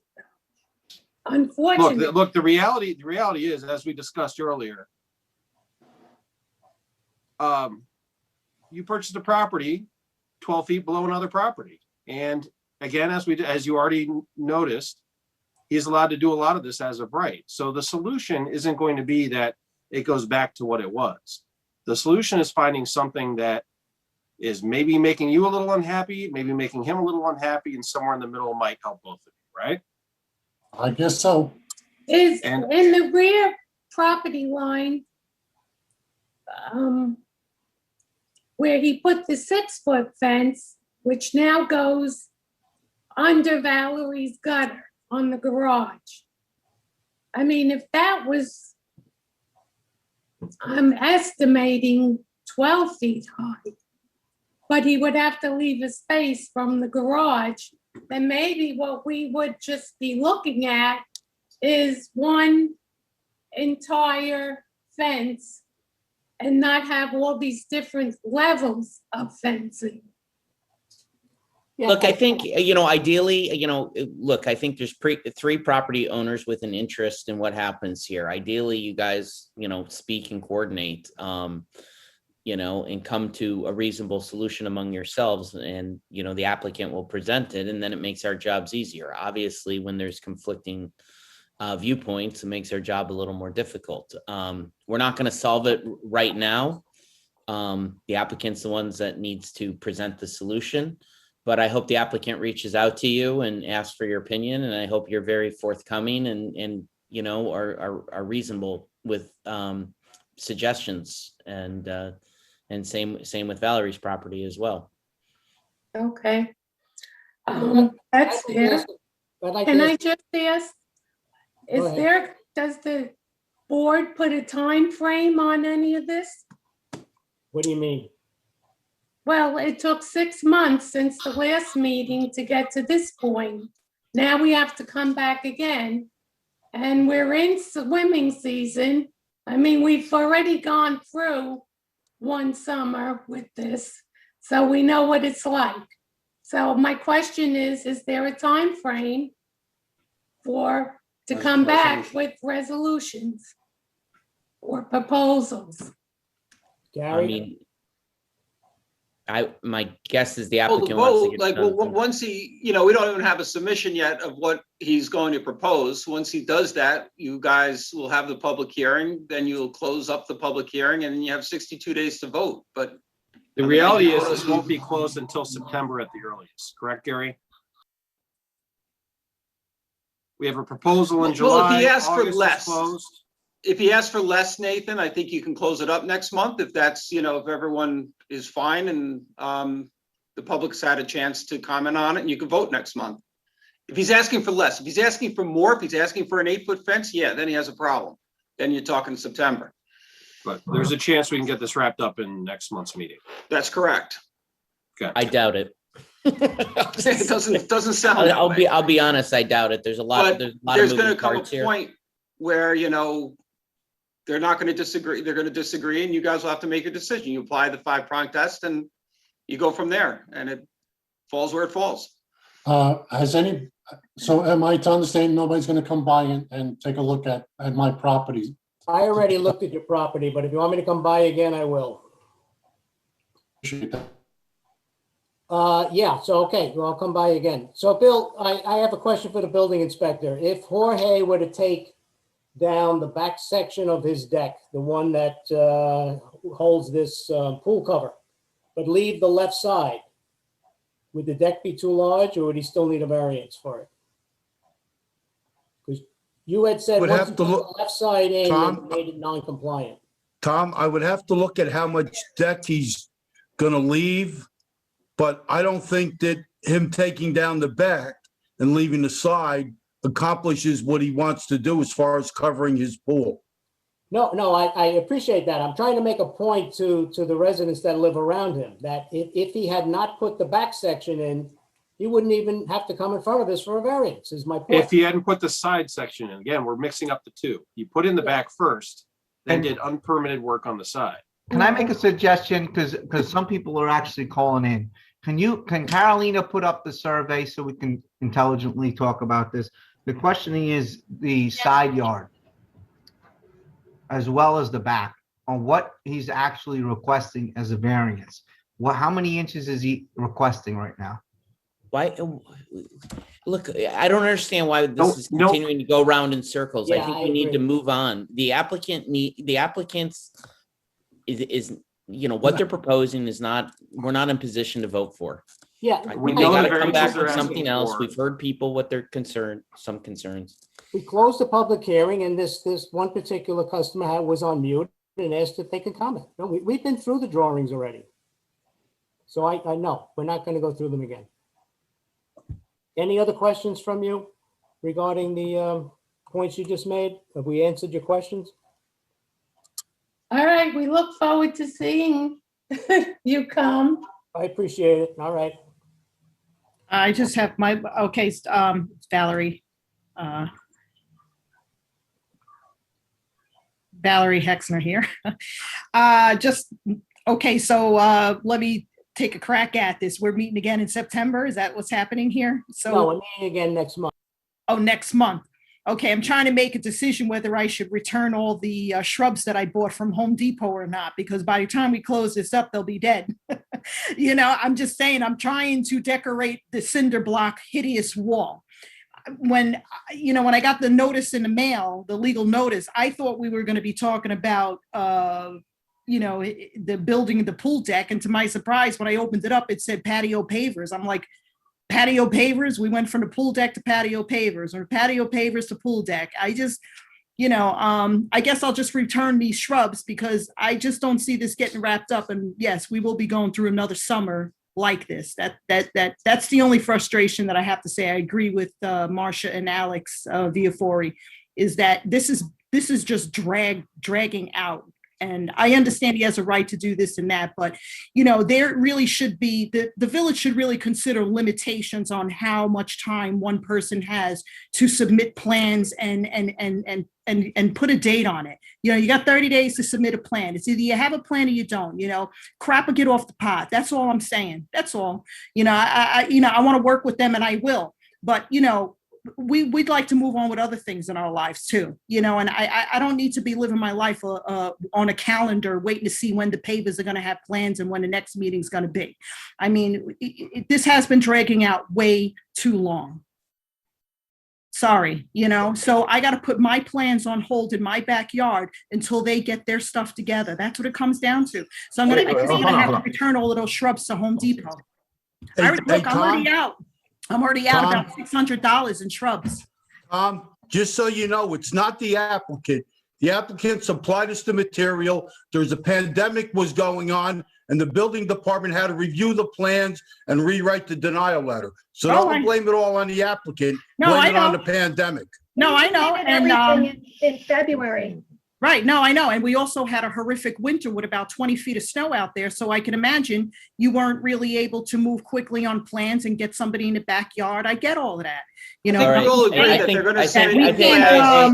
I think we need to move on at this point. We need to move on. Come on. This is enough. Unfortunately, this is the way the process works. We've had other applicants in front of us for almost an entire year. I understand your frustration. Right. But we have multiple applicants we need to deal with, and we're sorry that it's dragging, but it's. Yeah. All right. So I guess I'm returning my plans to Home Depot. All right. Thank you. The public hearing's already closed on this, so we're going to move on. 109 Wallace Street. No, Tom. It's kept open. It's closed for today, but we're moving on. But we're still going to allow public comments next week. You're right. Clarification. Next month. It was closed for the evening. The public hearing is still open until next month. Nancy, do you want me to take another vote on that? No, that's fine. It's fine. Right. Next applicant is 109 Wallace Street, area variance for a finished basement. Is the applicant present? Please state your name and address for the record. Yes, my name is Jonathan Polani, representing Annunziata and Polani Design Consultants. We're presenting the project at 109 Wallace Avenue for Mr. John Vigilia. We are requesting a area variance for FAR, where the required is 0.75 and we're requesting 0.5. Do I have the ability to share my screen so I can go through the drawings, or is there? Yes, that's possible. Go ahead. Okay, so can everybody see the site plan? So this is a two-family. This is a two-family residence on an existing lot that we're not proposing any alterations to the exterior except removing a staircase that was removed previously to a door to the first floor apartment. But nothing's changing to the footprint of the house. We're actually reducing the footprint the exterior stair. So this as a two-family residence that has a basement, a finished basement. I'll roll over to the floor plans. So this is the basement area, existing basement area and first floor plan. The existing basement plan has a mechanical room, a laundry room, and a bathroom. It's a finished space. We're removing cabinets and a sink. They really want to make it part of a usable space for the first floor apartment. There's a first floor apartment that has approximately 3 bedrooms, kitchen, bathroom, and a powder room. Same footprint on the second floor. So in essence, we in the process of legalizing that space on the basement level, we had to do some minor alterations for fireproofing as well as exhaust and the mechanical room. And that's when we realized of the FAR situation with Bill.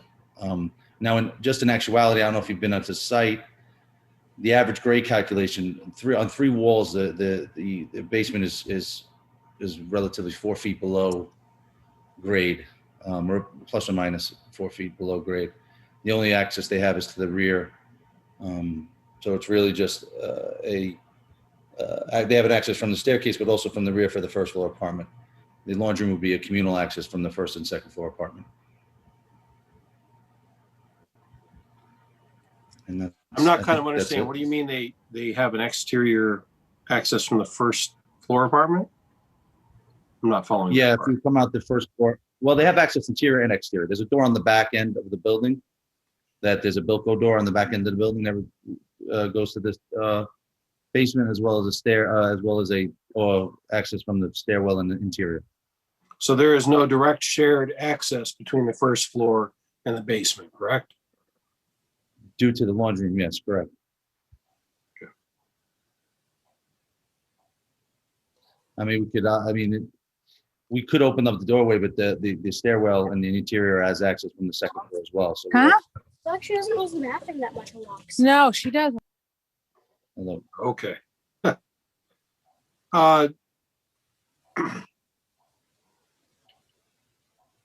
So could you describe this property again? So it's a 2-family home, and there's a apartment on the first floor and an apartment on the second floor. Is that right? Correct.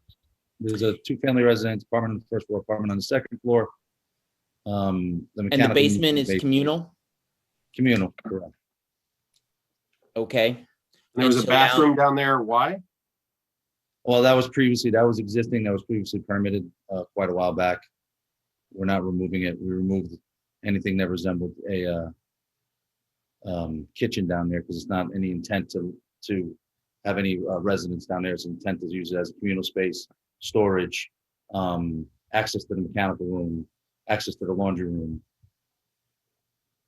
And so why is this becoming and now the basement, based on your alterations, is becoming usable space, so it raises the FAR? That's what's, well, no, the FAR from your local zoning ordinance, regardless whether it was coming finished space or not, it's the actual space has ceiling height and area, so it's very vague in the local ordinance. It does count as FAR. In some other local ordinances, when I do an average grade calculation, the basement doesn't count as FAR, but in your local ordinance, the basement does, just for the mere point that it exists, whether it's finished or not. So that's why we're here in front of you.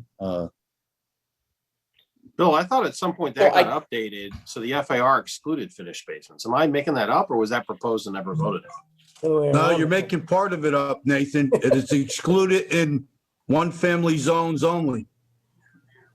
Oh, Not so in a specifically, 2-family zone. oh, okay. All right, thank you. So everyone understands, when we originally found this, there was the bedroom downstairs also with the kitchenette. That's why we're moving the kitchen. Yeah, it was an illegal apartment at the time. That's my only concern with this is that it looks and feels like an illegal apartment going in. So explain to me again, if you said it, I missed it, I apologize. How do you access the basement? Only through the Bilco doors? No, there's a door at the rear of the property and a door at the bottom of the stairwell. If you can see my cursor at the bottom of the stairwell in the interior. The owner's intent is to make it not habitable space for an apartment, but just usable space for his 2 legal apartments. There's no intention of, that's why we took out all, anything that referred to a kitchen, there's no cooking equipment, there's no anything down there. Right, we're just getting a clarification, John, that this was an illegal apartment. That's why you're. Oh, yeah, absolutely. Okay, let's just clarify. I know, and sometimes it's, Okay. we all know what goes on, sometimes.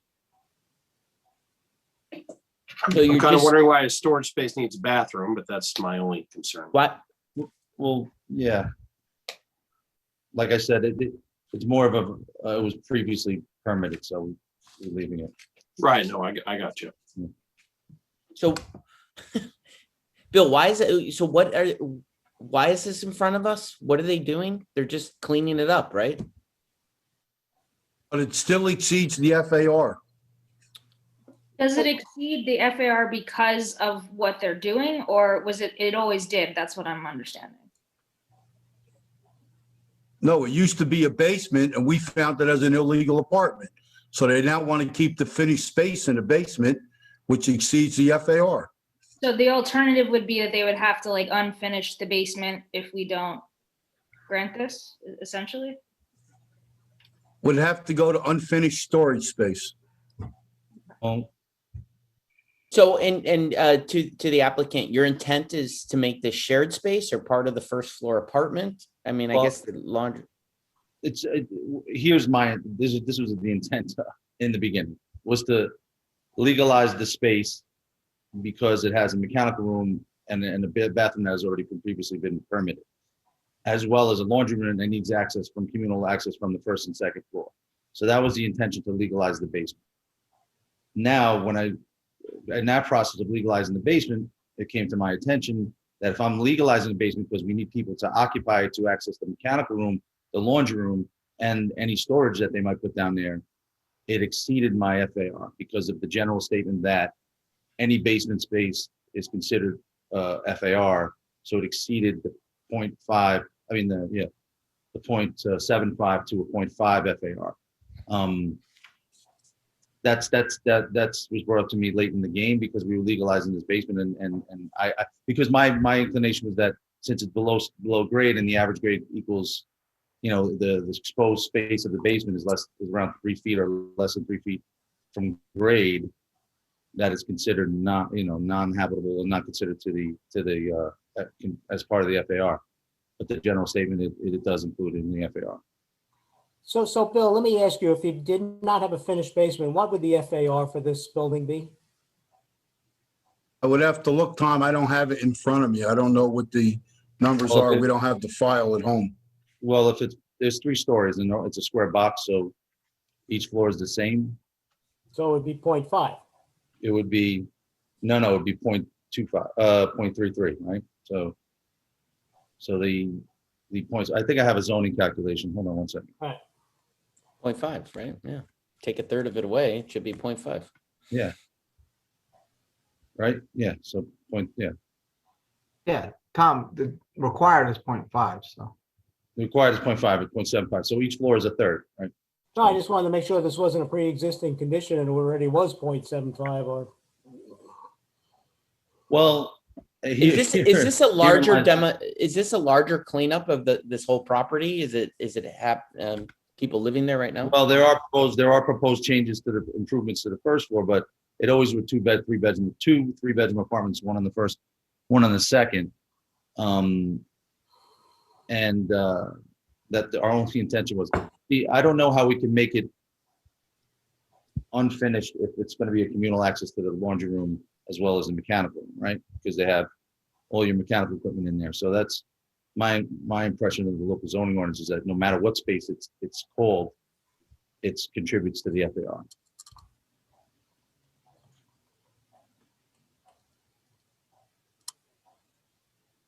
If the space was unfinished, it wouldn't contribute to the FAR because it wouldn't be habitable space. You couldn't live in it.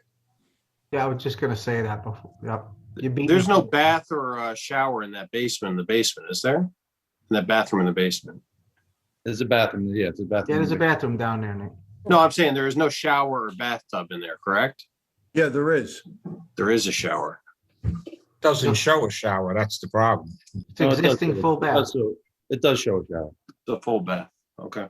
It does show a shower. Yep. Right, if you look at it right here. I'm just hesitant to leave a full bath in a basement like that because it just takes a counter and a sink and they're back in business. No, I understood. That's a, If the bathroom was removed and the closets were removed, then it's an unfinished basement. Or even the tub for me. I bathroom- don't mind a toilet and a sink, but the tub, I don't know why you need a tub in a basement. I'm just keeping this in mind that that bathroom was previously permitted and closed out.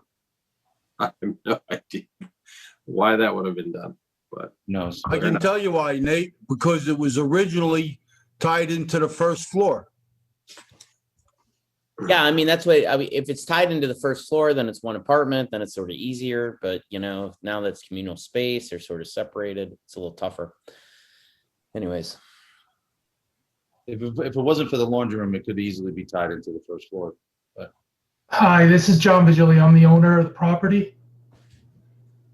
So just to make it clear, the intent is for the first floor to have use of the basement. It's supposed to be all one.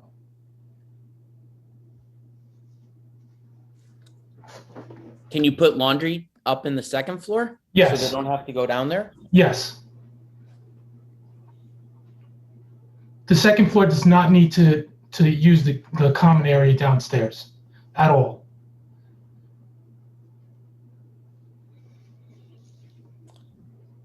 Hey, John, can I make a suggestion? It's Mike from Building Department. Hi. If we did away with the, when you walk down that stairs, from what I'm understanding, from the first floor to the basement, you have the door there to the laundry room, and then another door that goes into this finished basement with the bathroom. Is that how I'm reading this? So you do have access from the first floor, correct?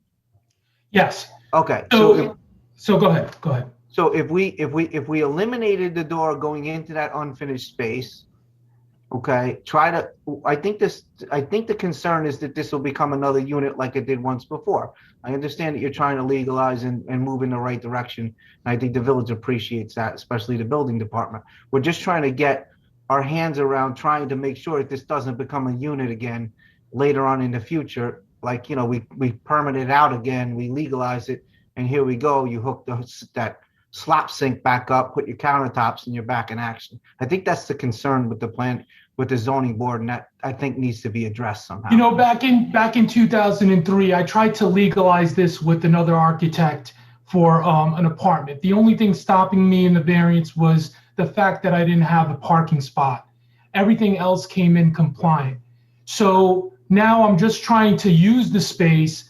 I'm trying to finish the space and use it so that it's part of the first floor, and I can have this finished space used, and everything has access to the first floor. There's going to be no door. There's no common area for the second floor. It's all attached. So John, just so my understanding, you were the prior tenant that was legal? I was living there up until 4 years ago when I moved. Okay, so you were renting out these three And apartments. I'm going to be totally honest with you. I had my cousin in the basement. Okay. All right, thanks.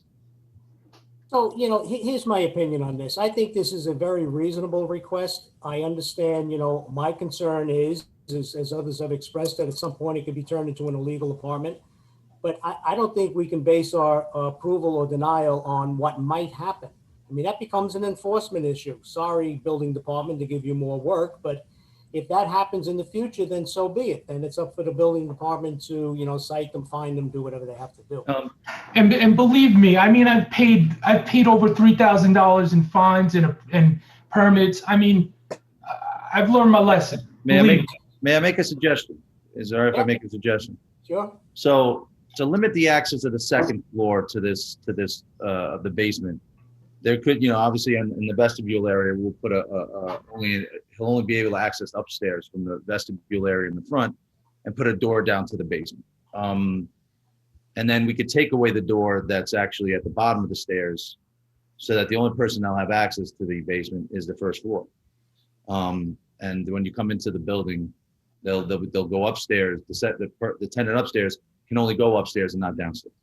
And obviously the back door can have a key to it, you know, for that reason. That's what I was suggesting, John. Thanks. Yeah, I wanted to, I mean, there are ways to separate it so it can't become an apartment. Look, I'm in favor of that. You know, if you can separate it out so the second floor stands on its own and the basement and the first floor is connected as one unit, without a separate entrance into sort of that basement, you got to kind of go through the first floor unit to get there. That works out pretty well. And if you remember, we actually had a similar application quite a while back, where they wanted to, yeah. So, and we did the same thing where we asked them to combine the 2 floors into accessible space. So there's not that easy separation. Absolutely. I don't know. I'm thinking about this. That might actually make it worse. I mean, if the third floor had access to the basement, I'd be more comfortable that they couldn't turn the basement into a separate apartment for a separate person. You lock off the top floor from the basement. Now you got somebody living there that can put, you know, family members or whatever they want and create a second. But he just said, Tom, his entire intent is to make this.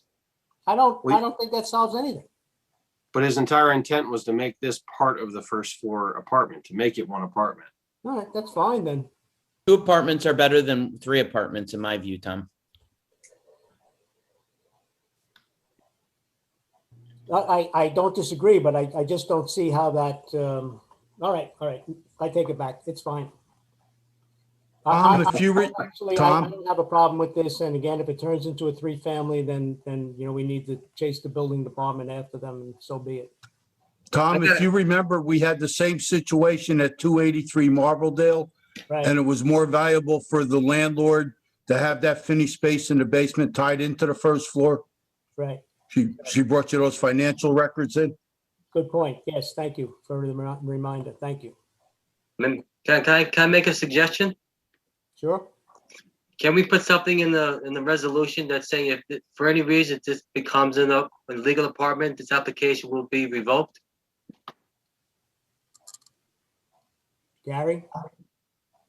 Yeah, if the board's inclined to do that, that can be in condition, sure.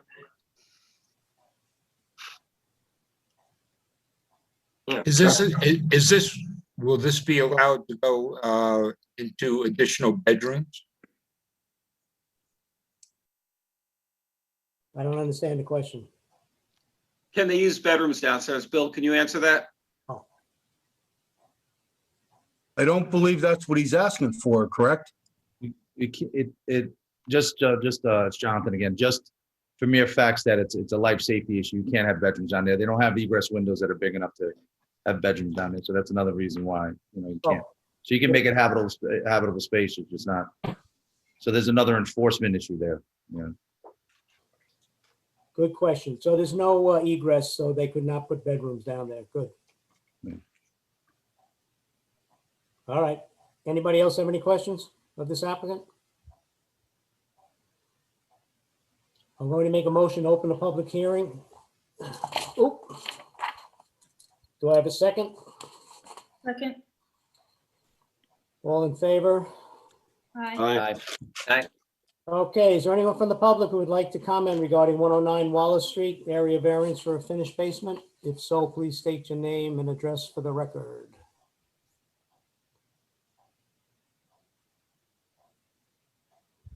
All right, seeing none, I'm going to make a motion to leave the public hearing open until next month. Do I have a second?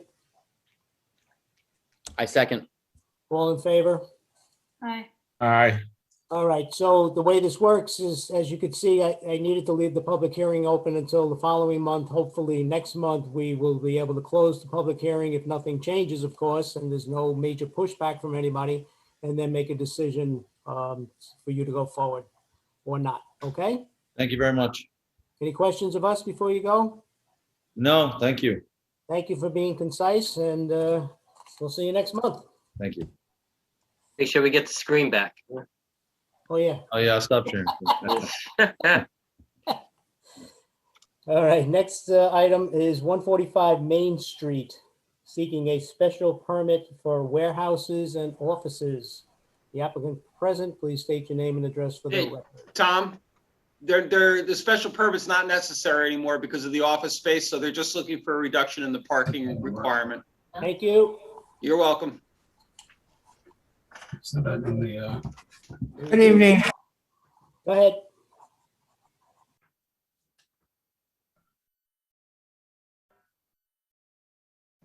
Lenny. Muted, Lenny. Hey, I'm you. Before. There you go. Okay, I'll try again. Good evening, Mr. Chairman and members of the board. I'm Leonard Brandis from Brandis Architects, representing Leewood Liquors at 145 Main Street.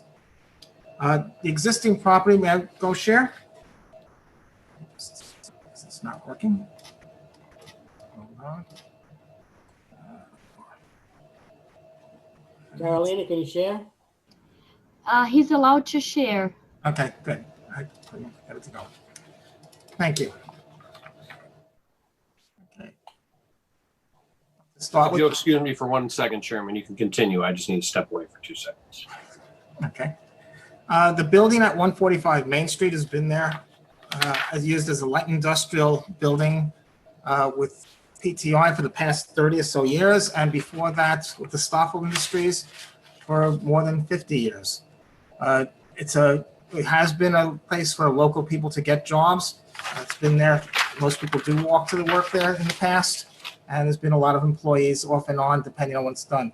The building has been empty for the past 2 years, and I'd like to be able to open this up for a new business. We want to convert the existing light industrial office building to a new office for Leewood Liquors for his new proposed internet e-commerce business that receives shipping from this location to both local and distant clients. The business would occupy the basement and first floors. The second floor remain an office that they propose to rent to a tenant. In terms of the trucks going in and out, what they're anticipating is having 2 to 3 trucks coming in a week. They'd be coming in off peak hours in terms of deliveries. So those would be larger box trucks, which would fit inside the driveway here. They'd back in, and they would be able to unload and then go out. The delivery for their product would either be locally. They would have a small van that would deliver occasionally. They'll go around with once or twice a day. They may go out and deliver it to their own stores or to other people in the neighborhood, and also to be used by UPS and FedEx on their standard runs that are already going through the village right now. So we're not adding any additional heavy traffic to this space at all. There only exists 3 parking spaces in here, and which includes an accessible spot and also the room for trucks to go. We'll look at the drawings in a couple minutes. Right now, with the way it's set up right now, we would need 14 parking spaces. That's required under code. 9 of those spaces, which would be for the upper floor for the office area. Now, no additional parking spaces can be added to the building site itself without any major modifications to the building. We are seeking relief from the required additional 11 parking spaces.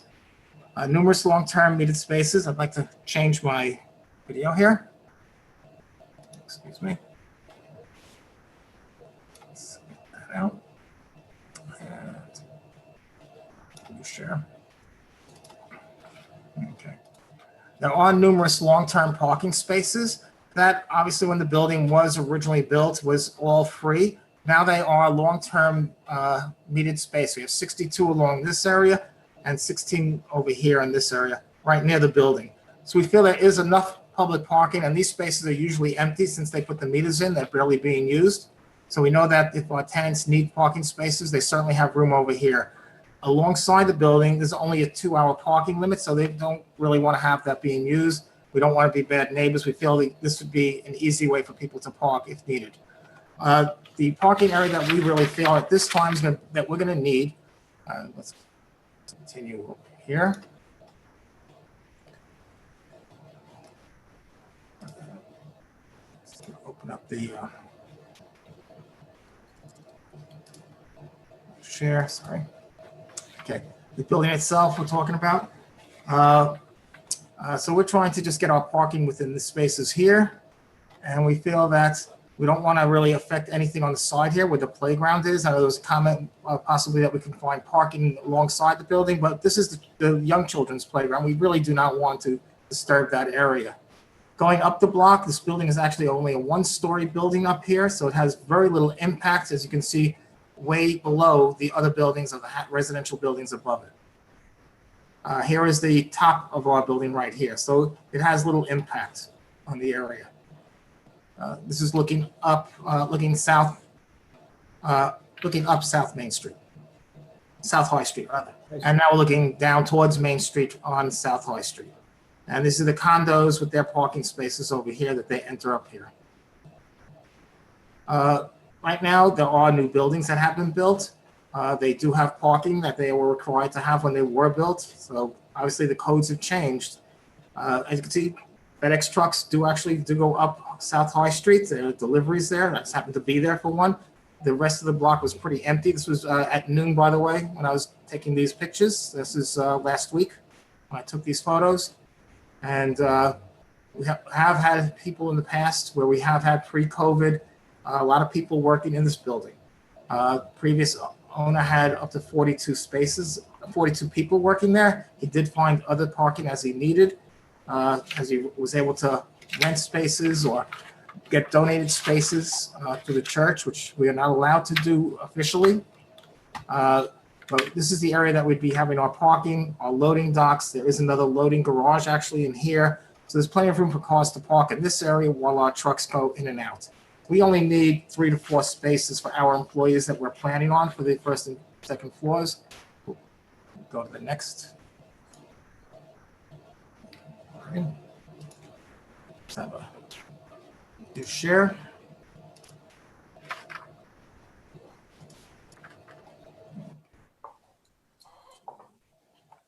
And so this is the space right now that it is as we have it set up. We have the 3 parking spaces, which is a handicap space at the end. So we have our parking spaces that we feel that we need at this time for the most part.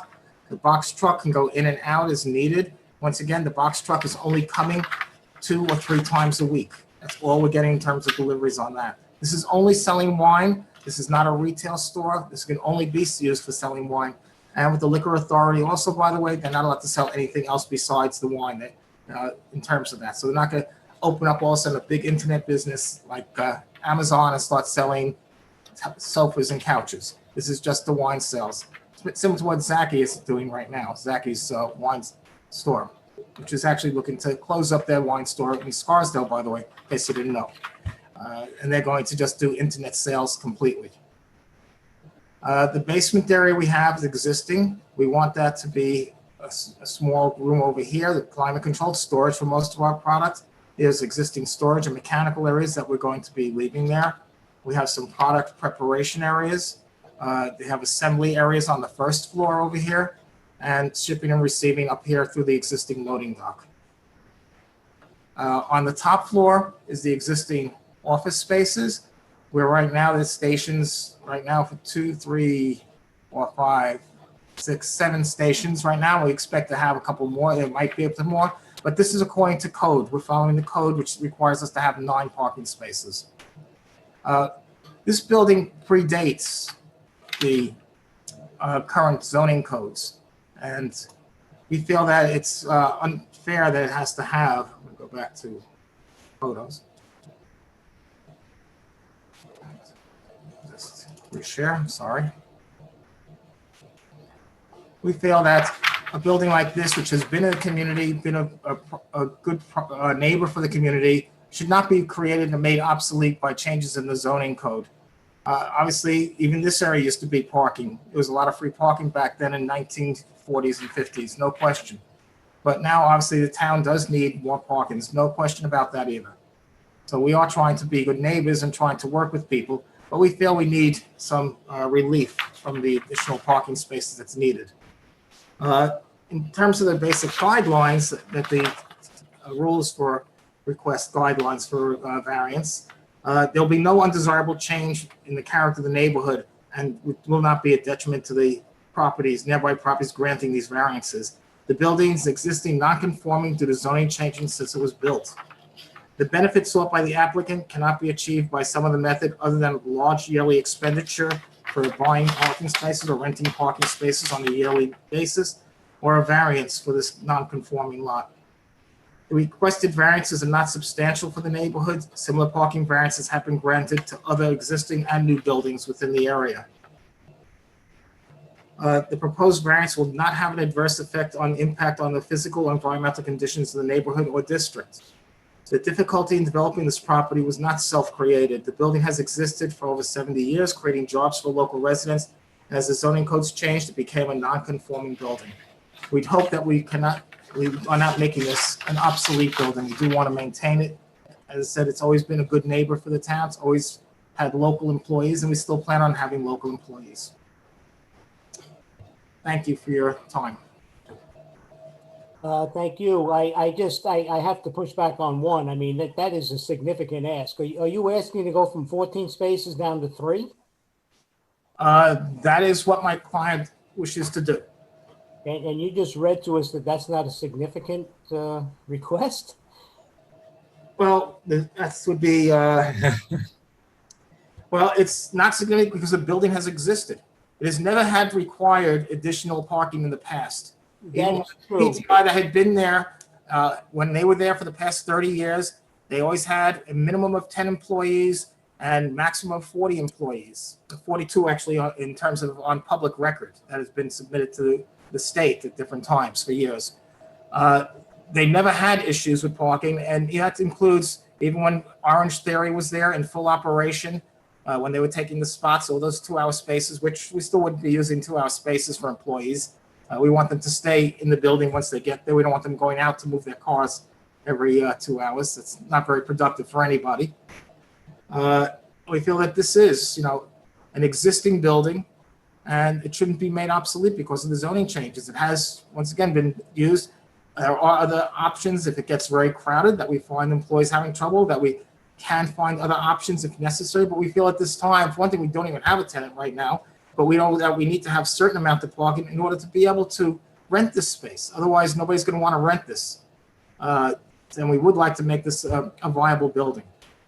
Once again, it's been empty for 2 years, and we feel that it's long enough. We don't want it to get dilapidated. We want to clean it up, make it look nice again, get it power washed, and create a nice building back in the town again. I don't think anybody disagrees with that. We'd love to see the place occupied. And my only pushback again is, you're required to get 14 spots. And you said, unless I heard you wrong, that upstairs needs 9. So that means downstairs would need 5. And now you're asking us to reduce that 5 to 3. So I think it's a significant, reduction in parking. And to your earlier points, yes, this was a viable business, and yes, it didn't have a problem with parking before so many other things were on Main Street. Now, to your other excellent point, there is plenty of parking on Marbledale that they'd have to pay for. So that, I think, is in your favor. But I just, again, have to push back on this is not a significant request. I think it is. I would also like to clarify, if I may, that as much as I appreciate your comments on the building, it is not a person. It does not have a soul. It is not hurt. We're not hurting its feelings by making it have parking. And this is not an unusual circumstance. I think you have plenty of 100-year-old buildings up and down our main street who lack parking, who have businesses like Subway or other businesses who are required by the zoning board to go out and source parking based on the number of people that they're going to have using the facility. I think, as you stated earlier, there was a previous arrangement with a local nonprofit, that was not allowed to rent spaces, but, there was an arrangement that, as a community member, you guys kind of helped each other out. I don't think that's an unreasonable solution to this as well, but I don't very much see us having, and I hope you do have a very viable office up there, busy with lots of employees, but I just don't see that 3 spots is going to be enough with the parking on that street, given the ask that we've made of other people on that same street with lesser employees as far as parking. I feel like that, be lacking consistency, but obviously we have to also look at this in a little more detail. As I said, as noted before, that there is quite a bit of empty parking spaces on the long-term 12-hour meters, which was obviously meant by the town to be used by local businesses. Otherwise, it wouldn't be 12-hour meters. Hopefully not just for commuters. They have enough train parking, especially now. So we feel that it should be used by the employees that need it. Also keep in mind that there are employees that we anticipate that will be coming either by bicycle or by train or by bus, because we do plan on having local employees here. This is, we're hoping that any office that we find rented, there will be local people, because it's always been a local business. I don't think it's unreasonable to ask the parking to be dropped, Lenny. I think it's a really big ask to go from 14 to 3. And I understand your points. Yeah, that's something I do need to discuss with my clients, obviously. Yeah. I have to follow my client's wishes on this one. Yep. Here's my I think take. the key word here is some, and that's the word you used, Glenn, okay? And if you're saying some, in other words, you need somewhat of a relief, okay? But we have to be reasonable about everything and come to a compromise. Mr. Chairman? We'll discuss it. Yeah. Mr. Chairman, if I may, my name is Steve Accinelli from Veneruso, Curto, Schwartz, and Curto. How you doing? Good. Members of the board. I'm here on behalf of the property owner, the Stoffers, and I think Oliver Stoffer is actually on the call as well. I do want to just mention one point that I think it's worth just kind of putting out there, and it's important for the record, and that is, the biz-res zone is a very permissive zone.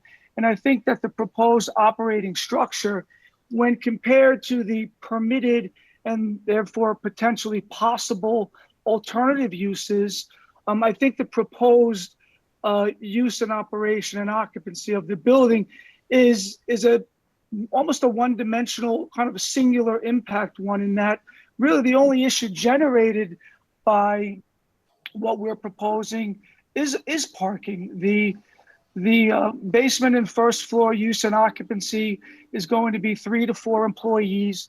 It's a finite number. It's not an operation that's going to have customers, clients, other types of visitors to the property that are going to create an additional parking demand above and beyond what the code is requiring, solely based on gross floor area.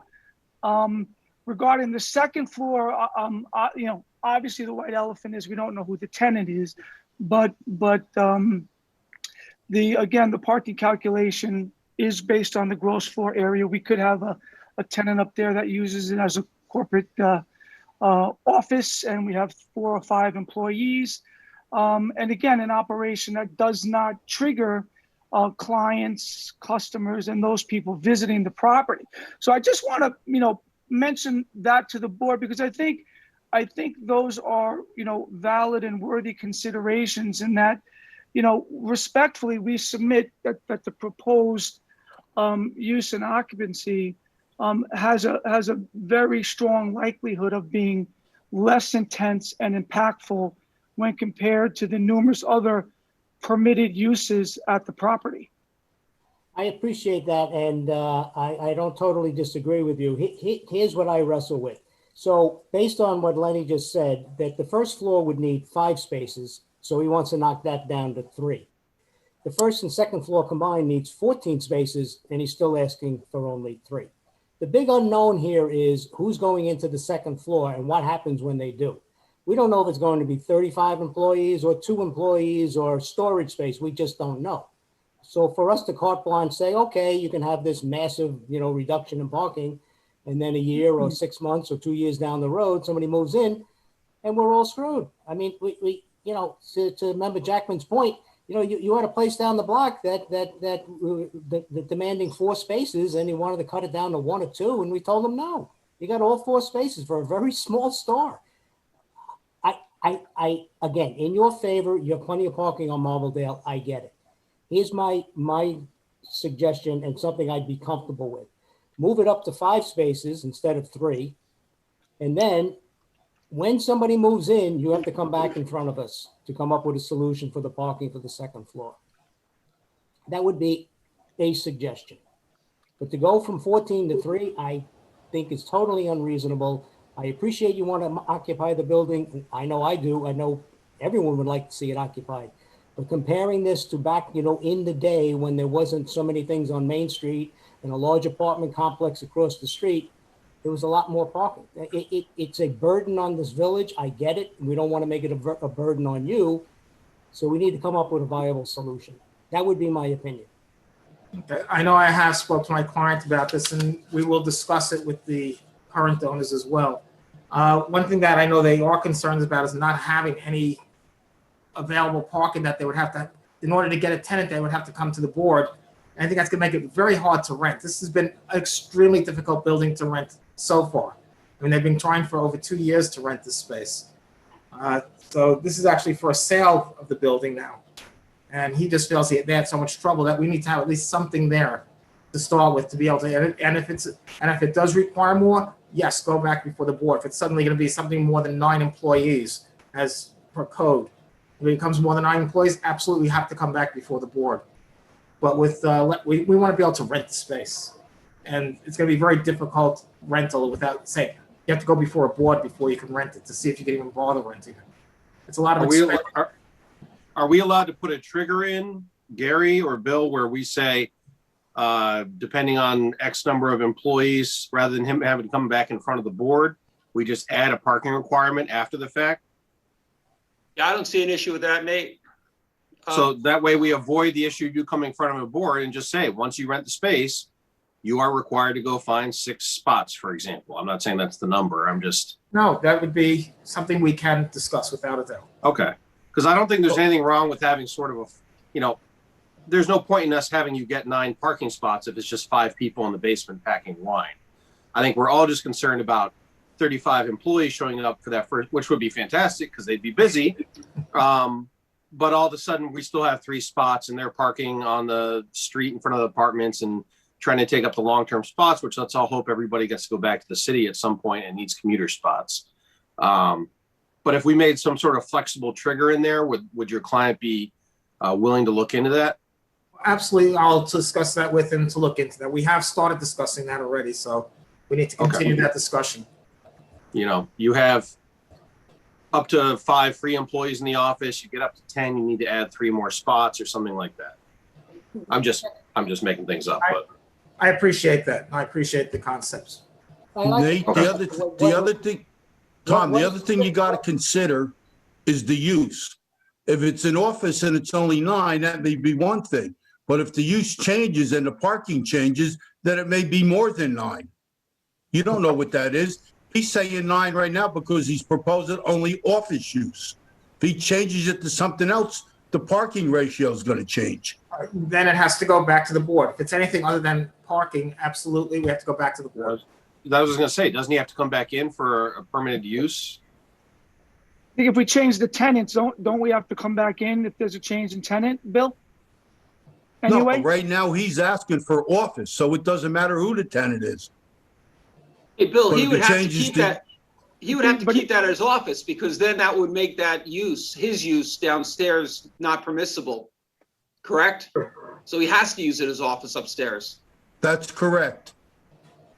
I mean, it seems pretty safe. Right, so if you know it's going to be office, it's something you can work out now. Okay. It has to be office. He doesn't have a choice because then that'll make his use not permissible. That's why it's a little odd, honestly, that, what if it's more warehouse space? What if he stores wine cases up there? Yeah, it can But it would be. be less impactful, It would, but unfortunately, yeah, then it's And then special we have to come permit. back. Then we have to go back to the board.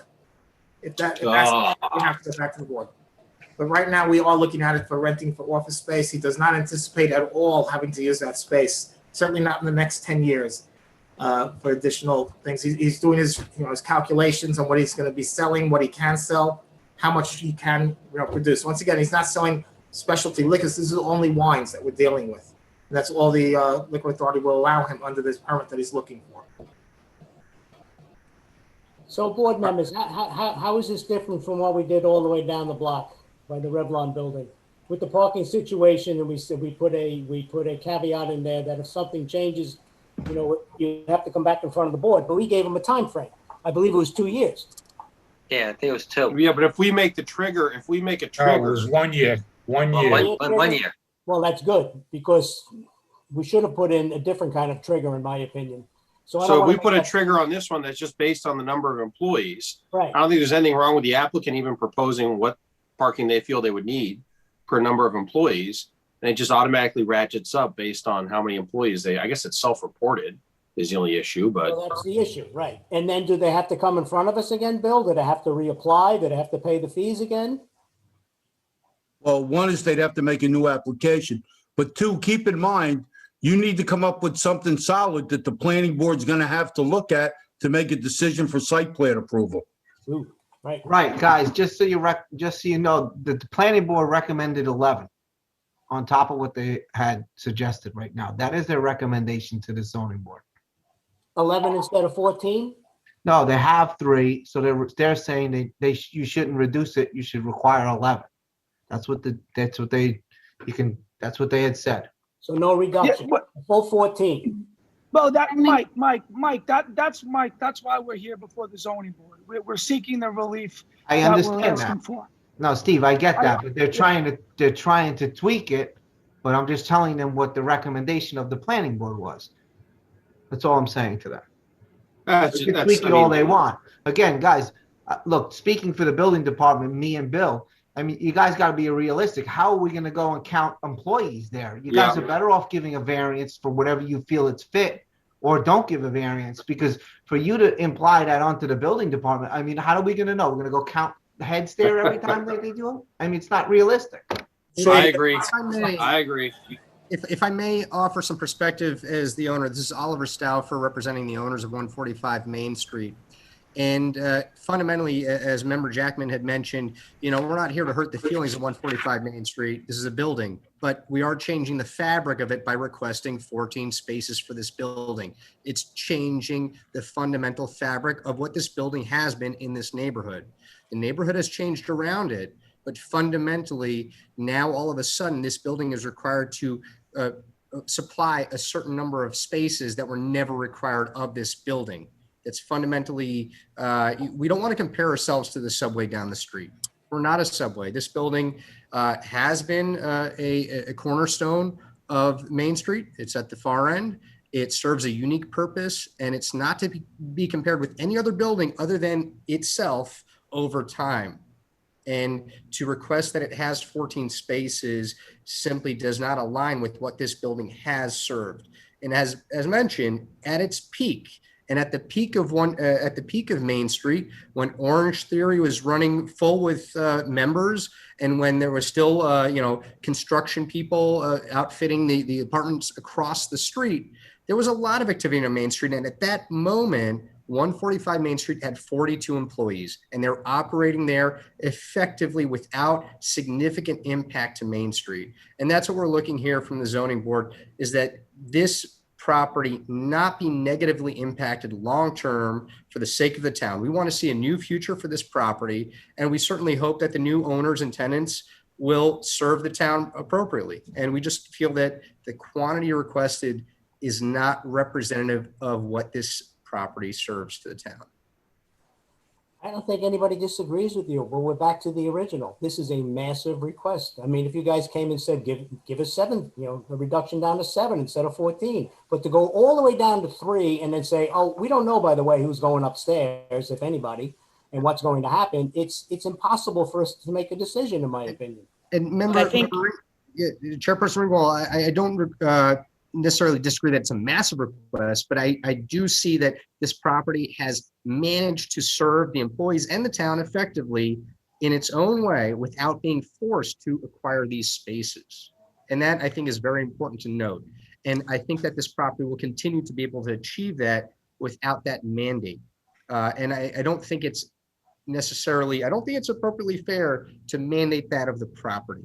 And that's simply a massive request. I challenge that by saying this building has operated with 42 employees effectively at the peak of Main Street's activity and done so very well, right? So that's the request of this variance. That's the request. We understand that. We also just require the daycare down the street to get 12 spots. Look, I think, you know, part of 120 people being dropped off on a daily basis, I believe. Is that correct? all right, we don't need to fight about it. It's But the the, employees, yeah, what I not would the say is, drop-offs. the nature of businesses, you know, depends on the parking intensity, right? If it's a daycare, some, you know, employees have to be there for 8 hours, 10 hours a day. If it's a doctor's office, they're there for 8 or 10 hours a day, and you need those long-term parking. If this is office space, my guess is it's mostly local people, you know, honestly get, you know, telecommuting, get out of their house for a couple hours. They may come into the office for 2-3 hours and then leave to go home to run errands, and the intensity of parking is not as big as it would be for other, you know, applications. You know, I see this as an ideal place for people that live locally to have a little desk, a little office, come in and out. So I am personally a little less concerned about the parking. I'm honestly more concerned about traffic impact than parking. Because if it stays true to their intent to have office space, versus something like doctor's offices, I think there's going to be not as much intensity to parking requirements as we may, And as to other your- uses that would point have. is, I think that's a bigger problem. If people are coming and going, they're going to park up the side streets in 2-hour parking. I think it was better off if they used the long-term parking. So I don't know. I disagree with your point. But hey, it's a good point. I'd love to you know, allow this, and you keep looking at this picture in front of us with all that available parking, especially on Marbledale, which I know from living around the corner, no one's ever in those spots. And if parking is needed for those spots, they would have to pay handsomely at a paid meter for those spots. And the town would make more money than with a permitted spot. Right. So ultimately, That's the point I'm making. If the tenants needed parking, it would be wise to acquire that parking as needed, but allow the economics of that building and the tenants to choose their path. And I certainly don't want to compare ourselves to the daycare down the street. This building should not be compared to that. Again, this building should be compared to the history of the building and the industrial use and the quantity of employees that were going in and out of this property on a daily basis, serving this community on a daily basis. I mean, in some ways, you know, look, this building has a pre-existing condition. It's no different than having a pool that's built, you know, 4 feet from a property line. It's a pre-existing condition, no parking. So, I mean, you know, we see it all the time. We give variances for pre-existing conditions all the time. Well, what my opinion on this, as I said in the work session, you know, I really don't have a major problem with granting the variance for parking, but we need some kind of a trigger. And I don't know what the trigger is for when somebody occupies the second floor. That's my opinion. And only my opinion. I appreciate all your help and all your comments. Thank you very much, all members of the board. Lenny, one thing. Wasn't there also some discussion from your client about doing local deliveries to people in the area who wanted wine? Yes, there was. I did bring that up before at the beginning. I did mention he will have a van that will do some local deliveries to his stores and to local clients that do need wine. All right, because I didn't hear it. I'm sorry. I did. Well, I mentioned that. This is Manny Tabolo, the owner of Leeward Liquors. I just want to say that the local deliveries would primarily be from my existing retail store in Eastchester on White Plains Road. It's easier to do it from that location than it would be from here. So there would not be in and out of a local delivery for the most part. Hey, Lenny, as also for procedural, you need to put the applicant's official name in. I know Manny might be doing business as Leeward Liquors, but on your application, it's incorrect. So you got to amend that. You got that. That I can do. Manny, it's Mike. Can I just make a suggestion? I'm not speaking for the board or anybody, but I think if you can get over to Hurdle and come back with some more, you know, maybe some more spots, I think that maybe, you know, that's what I think is just in your best interest to move this project along. Either that or you have to try and get the variance of 11. But from what I'm gathering from everybody, it's kind of consensus that they're getting. Agreed. I just want to close this down and make sure that, Lenny, you understand what we're asking you to do. Absolutely. All right, so then maybe you can repeat back what it is we're asking you to do. Well, we're asking my client to request less numbers for the variance, and if there's a possibility that if it changes that we need more employees, that there be more employees there, that we need additional parking, and there'll be a trigger that would cause that coming back to the zoning board. Very good. Mr. Chairman, if I may, regarding the trigger language and that option, is that something that we should circle back with Gary on and Bill, or wait to the next workshop and talk about it then? What's the best way to kind of? Tom, didn't Mike bring up that trigger is just going to be, my idea is rather stupid on the face of it, it sounds like, because how are they going to enforce it? Unless they're in there counting heads, it seems like a stupid idea. If it changes from office, we do have to go back before the board, because that's what he needs to have there to maintain his business. There's just no practical way to enforce any sort of trigger. I agree. I'd rather not have the trigger. I'd rather just settle on, if we can find a way, a common ground, as it were. But that's what the trigger is unenforceable. Right. There's no way we're going to be in there every day counting heads. No, it's impossible. Exactly. That's not a responsibility. And I don't think I can't speak for Lenny's client, but I can't see him wanting to go back to the zoning board again 3 months later when he's got a tenant and lose 2 or 3 months trying to get in front of the zoning board again. Yeah. Might I also suggest there's no free parking in the region of 145 Main Street, right? Am I correct? 2-hour parking, yeah. 4-hour parking. 2. Oh, 2-hour. Yeah, forget that. There's no 2-hour employees. There's 8-hour employees, right? So there's no free parking within 145 Main Street. So ultimately, market economics will serve the town in this case. Oliver, spot to pay for. Oliver, that's not true, because the daycares had employees who went out every 2 hours and moved their vehicles That's in these disappointing. same neighborhoods. That's disappointing. That is. And ultimately, the town could certainly collect a significant amount of revenue by identifying that circumstance and moving on that, right? And Oliver, I prosecute the parking tickets, and it was a major problem with these guys. They're in my office every week. It was sad for the employees. It was, it just didn't work for the residents, for anybody. I'm sorry to hear that. And I do think, though, market economics, hopefully, they do serve a purpose. It's natural that we would, the future tenants would identify spots that they need and pay the market rate for those spots. And parking meters, certainly, they're available there, but they would ultimately rather choose to pay the town parking spaces for spots to park in. Well, we understand your point. It feels like the board is in consensus that something's got to come back that isn't 3. Okay. I think does anyone disagree on the board? No, I think but it's got to be reasonable. Yeah. So we appreciate it. I think you can make that point all you want, but it is consensus on the board. You need to come back to something better than 3. Yep. Okay. We'll leave that to you. Gary, Appreciate it. Gary, do you think it would help if we got some input from our consultant on parking?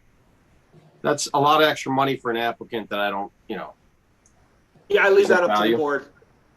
No, I don't think we need it. That's my opinion. BFJ, no. I agree, unless the applicant really wants to, but that's just extra money they don't need to throw away.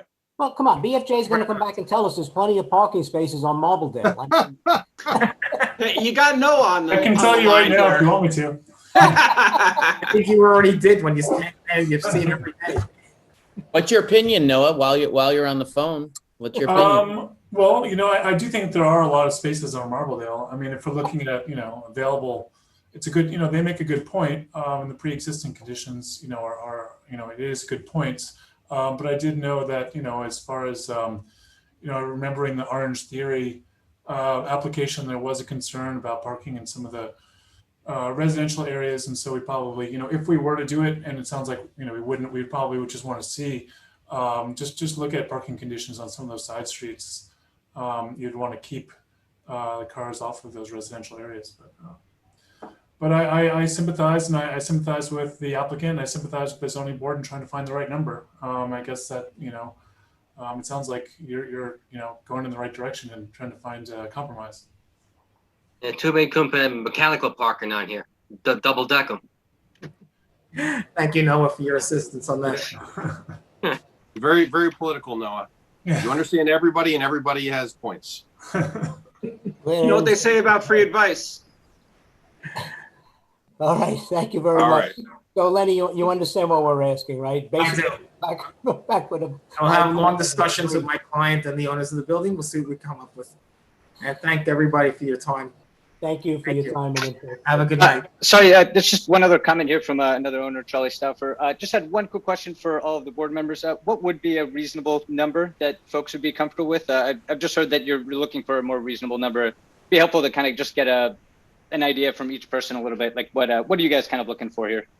I'll go first. My opinion would be at least 7. I'm around that too, Yeah. 6 or 7. Feels Yeah, me reasonable too, to me. yeah. 6 At or least 7 7. total parking spaces. Total. Yep. Total. Okay.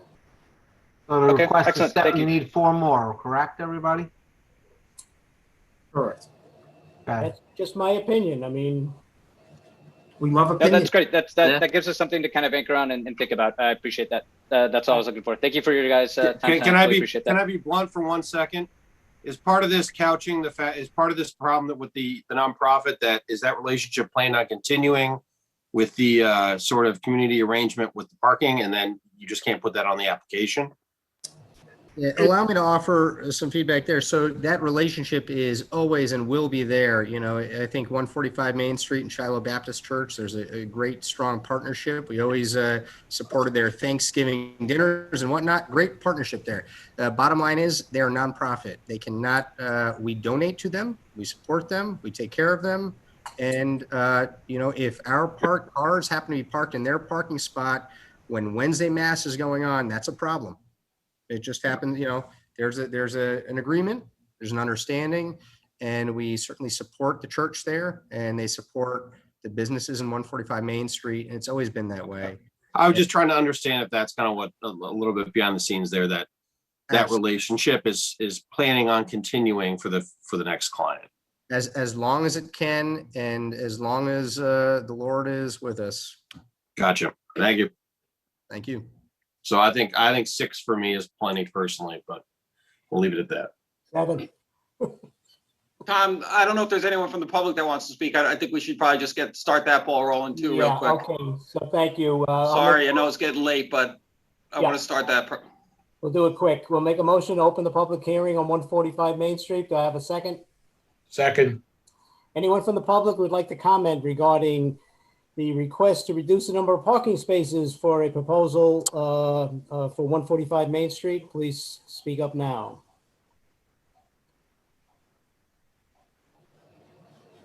Either they all went to sleep or there's nobody here. So I'm going to make a motion to leave the public hearing open till next month. Do I have a second? Second. All right, thanks, folks. Oh my God, it's 10 o'clock. One quick comment. I believe we did submit a couple of letters from local people that live in the area and in approval of our proposal and our project. Just so you. I think everybody's excited for for the business, Lenny. I think it's just a matter of getting a few more spots and we're done. I mean, it's a great use. It's low impact, you know. Yep. Just parking's a little too small. That's all. Lenny, we received the letters. We'll make them part of the record. Yes. Okay, thank you very much, Gary. Thank you. Have a good night, gentlemen and ladies. Thank you. Very good. So Thank you, everyone. Have a good night. thank you. Night. And the last item is 377 Marbledale Road. I'd like this to interpretate, oh, I can't even read anymore. Sorry, folks, I'm getting blurry-eyed. Interpretation and/or area variance for lots 10, 12, and 15.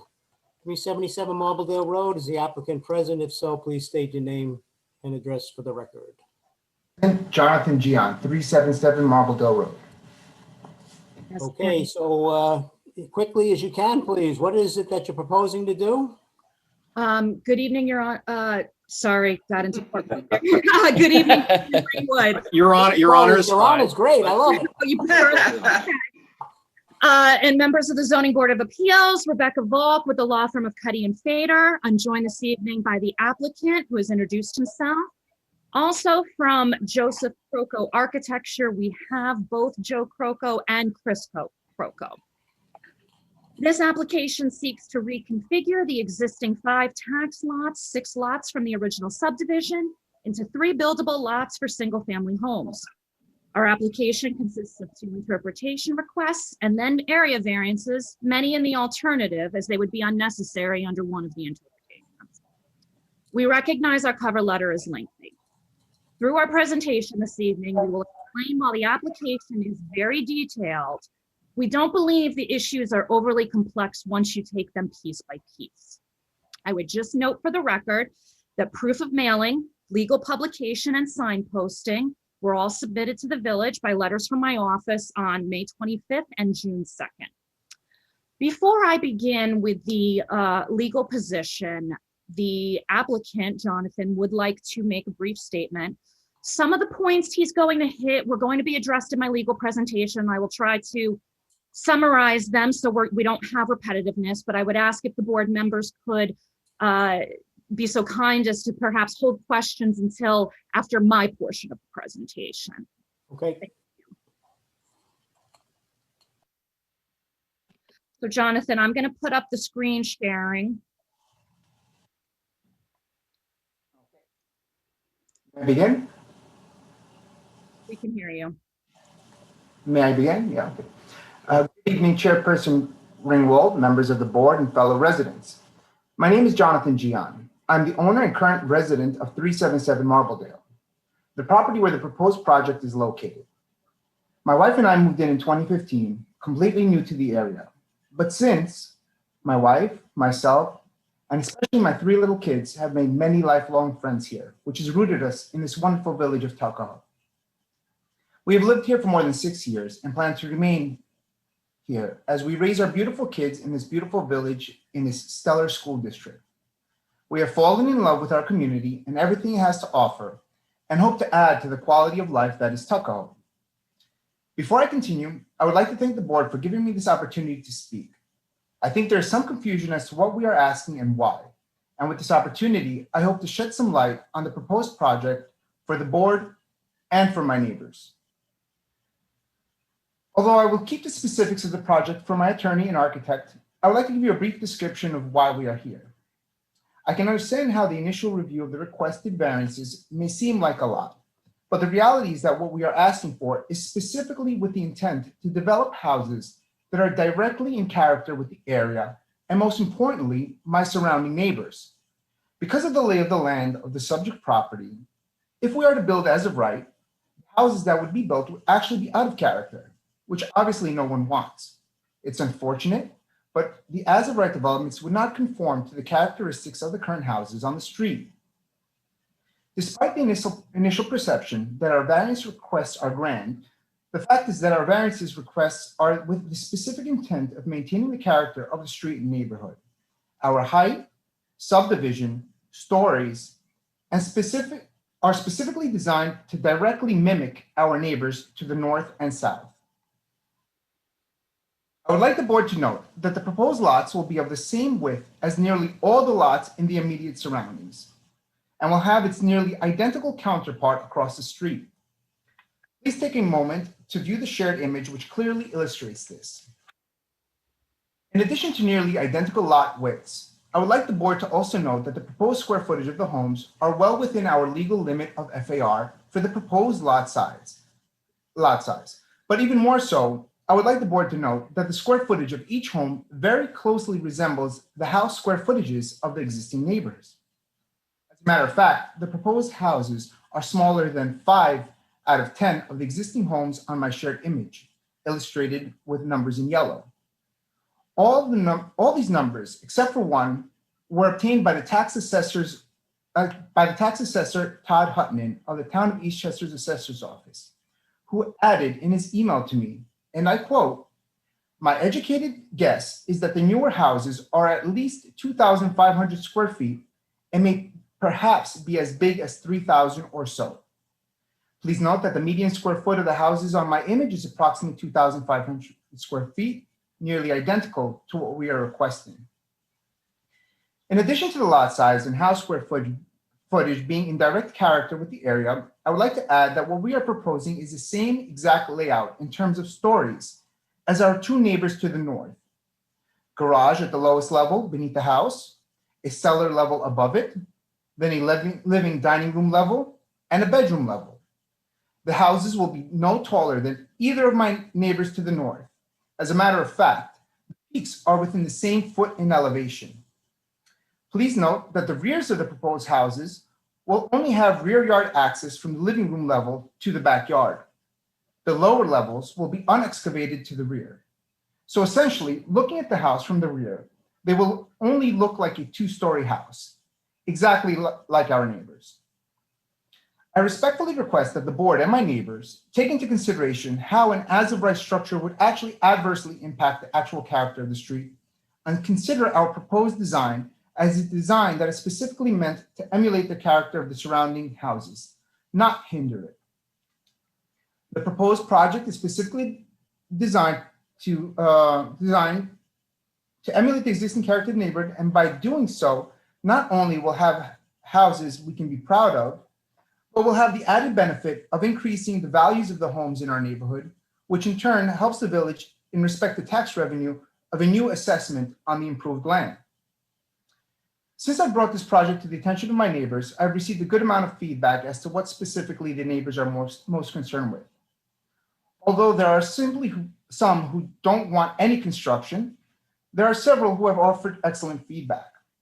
I would like the board and my neighbors to know that every single one of their concerns will be addressed. For example, our neighbors to the north is concerned with sunlight entering their living room from the south.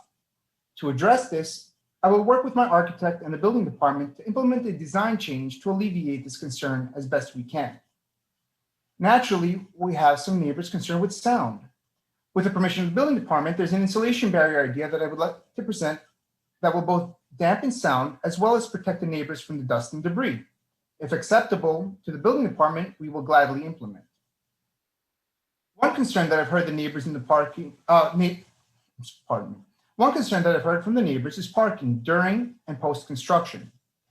Granted that since during construction, we will need to provide a temporary construction fence to protect the public from debris, street parking will temporarily be reduced by approximately 4 spots. The temporary construction fence is exactly that, temporary. The areas not used by the new driveways will be returned for public use. Despite what the circulating petition states, there's not currently a parking constraint on the street. I live here, and overwhelming majority of the time, there isn't a soul parked in front of my house. In regards to the permanent street parking, I would like the board and my neighbors to note that if this project is granted, we would only be reducing the street parking by 2 spots total, as the 2 additional new driveways are approximately 18 feet in width, and a typical parking spot measures that much. I would like to note that each house will have a total of 4 off-street parking spots, and given that a typical household with 6 or less persons have an average of 2 cars per household, and a household that have 7+ have an average of 3 cars per household, the 4 off-street parkings per house that we will provide shall more than suffice to alleviate any additional parking impact concerns. With everything mentioned above, there's still the most important concern. The concern that I personally hold is the most important: safety of our children. As I mentioned earlier, I have 3 children, 2 of which use a school busing system. I myself have spent many, many mornings waiting at the bus stop with my fellow parents waiting for the bus. I know firsthand how many kids are on the block. I know most by name, and I know how I would feel if there was an active construction while the buses were picking up and dropping off while my kids were around. Therefore, I pledge that during the construction portion, where we will be using heavy machinery such as excavators and dump trucks, I pledge not to begin with the heavy machinery till 8:30 a.m. when the last bus is picked up, and end work at 3 p.m. when the buses begin to drop off. I cannot in good conscience work with kids around. I will be on site every day to ensure the safety of our kids and public are my primary concern. This I promise. I would like to thank the board for giving me this opportunity to present, and respectfully request that based on what I've mentioned and what my attorney and architect present, and given that this variance request is specifically requested to ensure the character of Marbledale Road is maintained, I respectfully request that my application be granted. I am a member of the community and plan to remain one for life. Thank you. Thank you. That was very well done, and appreciate your concern for safety and et cetera, and thank you for that presentation.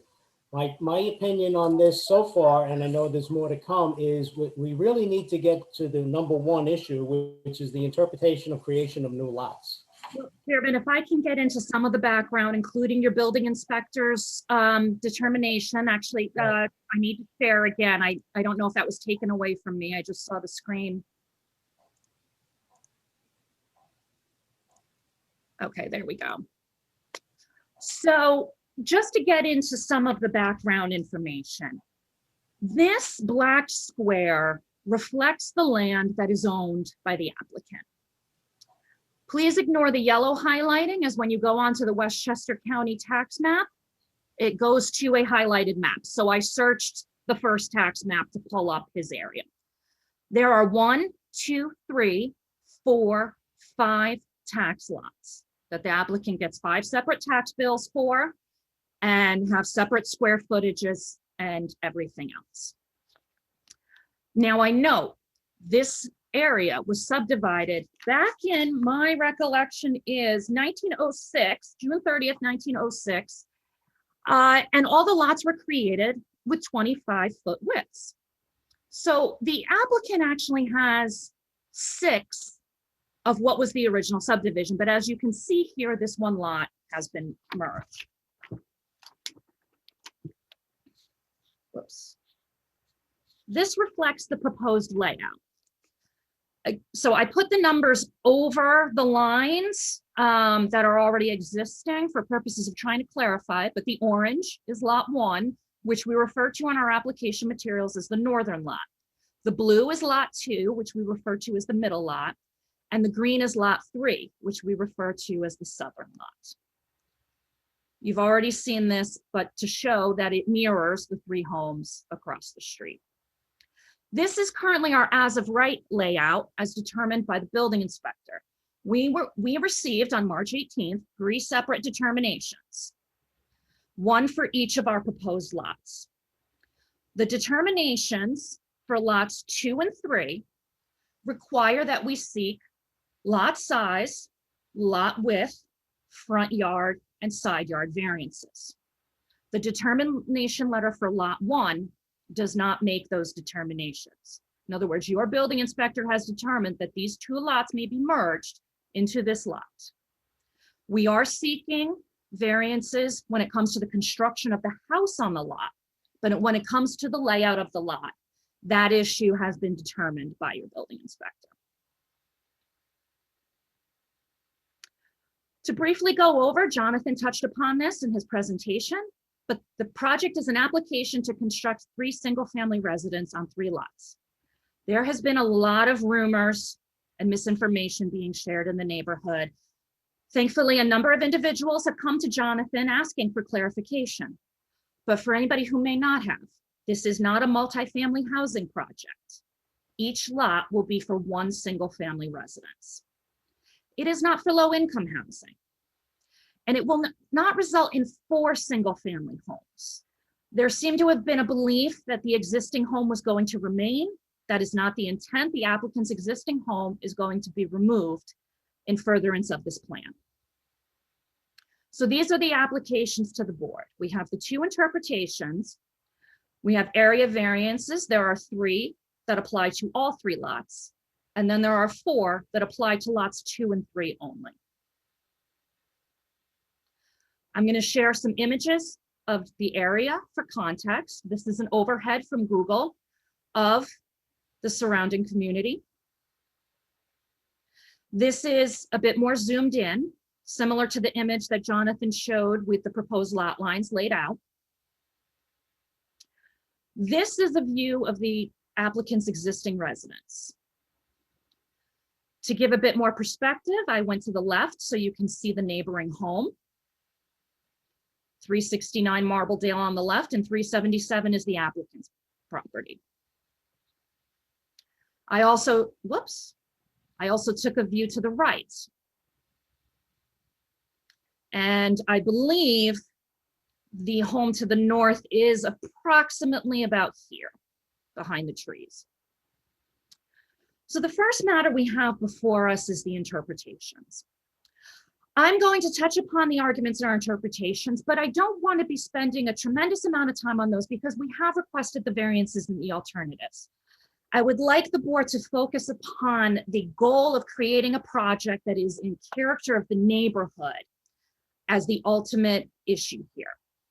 But our first interpretation request is we'd like to reserve our rights on the issue, is that the application does not result in the creation of a lot.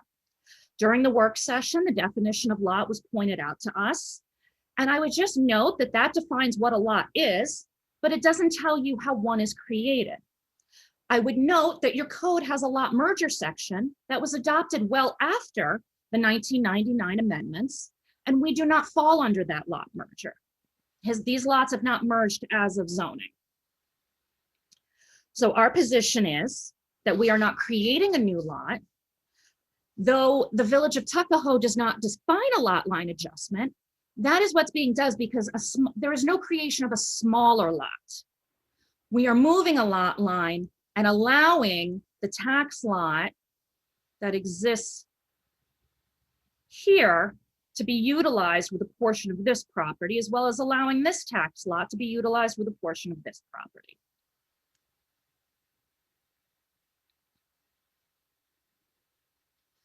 I simply note that interpretations of the code must be in favor of the property owner and against the municipality when there's any ambiguity. And I cite to our submission for the legal authorities for that point. The next interpretation I'm going to address is height. Now, before I begin, we acknowledge that some variance will be necessary for height because of the significant grade at this property. As we will discuss later, the grade of this property goes up a total of 36 feet from the street to the rear. However, we do believe that the height is not as significant and was interpreted by the building inspector. I have here on your screen the definition of height, and I'm going to break it down to the two pieces. The first is the high point calculation. The high point is to be the highest level of the roof surface of roofs, the slope of which is not more than 1 inch vertical to 1 inch horizontal, or the mean point between the eaves and the highest point of the roof, if the roof is any other type. For illustration, I've taken a diagram of roof pitch, and 1 inch vertical to 1 foot horizontal would be this dimension here. Not completely a flat roof, but almost the closest you can get to it. Taking an image from our renderings, our roofs clearly have a higher pitch than that. Therefore, we believe that the height should be measured to the mean of this, which would reduce the overall measurement of height by 3 feet. Our second position is that the low point for 1 and 2 family dwellings is the average level of the finished grade along the wall or walls of the building facing the street. In discussions with the building inspector, our understanding is that he feels that along means it has to be in front of the wall facing the street. This property is unique, again, because of the significant grade changes, and we have a significant amount of grade that will be remaining on the side and touching this front corner. We feel it would be a more appropriate interpretation with your code and the code that is most favorable to the applicant to also allow a mean measurement from this point, which would actually be another 6 feet. So that would take, we believe that an appropriate calculation would be 42 feet, which would be a variance of 42 feet from the 35. Your building inspector has interpreted it as 51 feet from 35. We have applied for that variance in the alternative to protect our rights. However, we did want to make the position as to the interpretation. So then I go to the variances. And what I'm going to do is I'm going to take this lot by lot so that we can have a visual of what we're looking at. I'm not going to read the statutory balancing test. I can tell from what I've observed earlier this meeting that the board members are very familiar with the 5 factors. I just note it here. The statutory balancing test is, as it says in the title, balancing. An applicant does not need to meet all of the 5 factors, and no one factor determines an application. So I'm going to start with lot 1, which is the northern lot. If That I may interrupt, I'm sorry, I need a little guidance maybe from our attorney. How do we even move forward to what you're covering now until we cover point number 1, which is the creation of new lots? I mean, let's say we agree with you and you're not creating new lots, then obviously we would get into these variances that you're discussing now. But what is the point of discussing these variances if we haven't decided what, we haven't decided if this is a creation of new lots or not? If I may, Chairman, the 3 variances you have on your screen are going to be needed no matter what that you have right now for lot 1. It is the lot size, lot width, and the setback variances for 2 and 3 that we've applied for in the alternative. All right, thanks. That's correct, Tom. And Chairman, to answer your questions from a procedural point, we obviously didn't want to be going through the procedure, and should the board disagree with us, then we would be in starting over again. So we'd like the board to consider these together. All right, thanks. So as I stated, we need a variance as to height, the amount of stories. The building inspector has determined that the buildings are 4.5 stories, where a maximum of 2.5 stories is permitted. And then for the retaining wall, I copy here the bulk and area table. I did notice that we had a typo on our bulk and area tables on the map. The FAR in this zoning district is 0.5. I think it was just a typographical error because I could not find a zoning district in your village that had a FAR of 0.45. There's either 0.4 or 0.5. So I think maybe somebody just forgot to delete a number there. This is, and I'm going to zoom in, an image of lot 1. Counselor, it is 0.45. I can show you in the code where it is. I don't have it with me today, but it is 0.45. Has that been recently amended? Nope, it was enacted in 1999. Well, then I would just ask, do you see my internet screen here right now?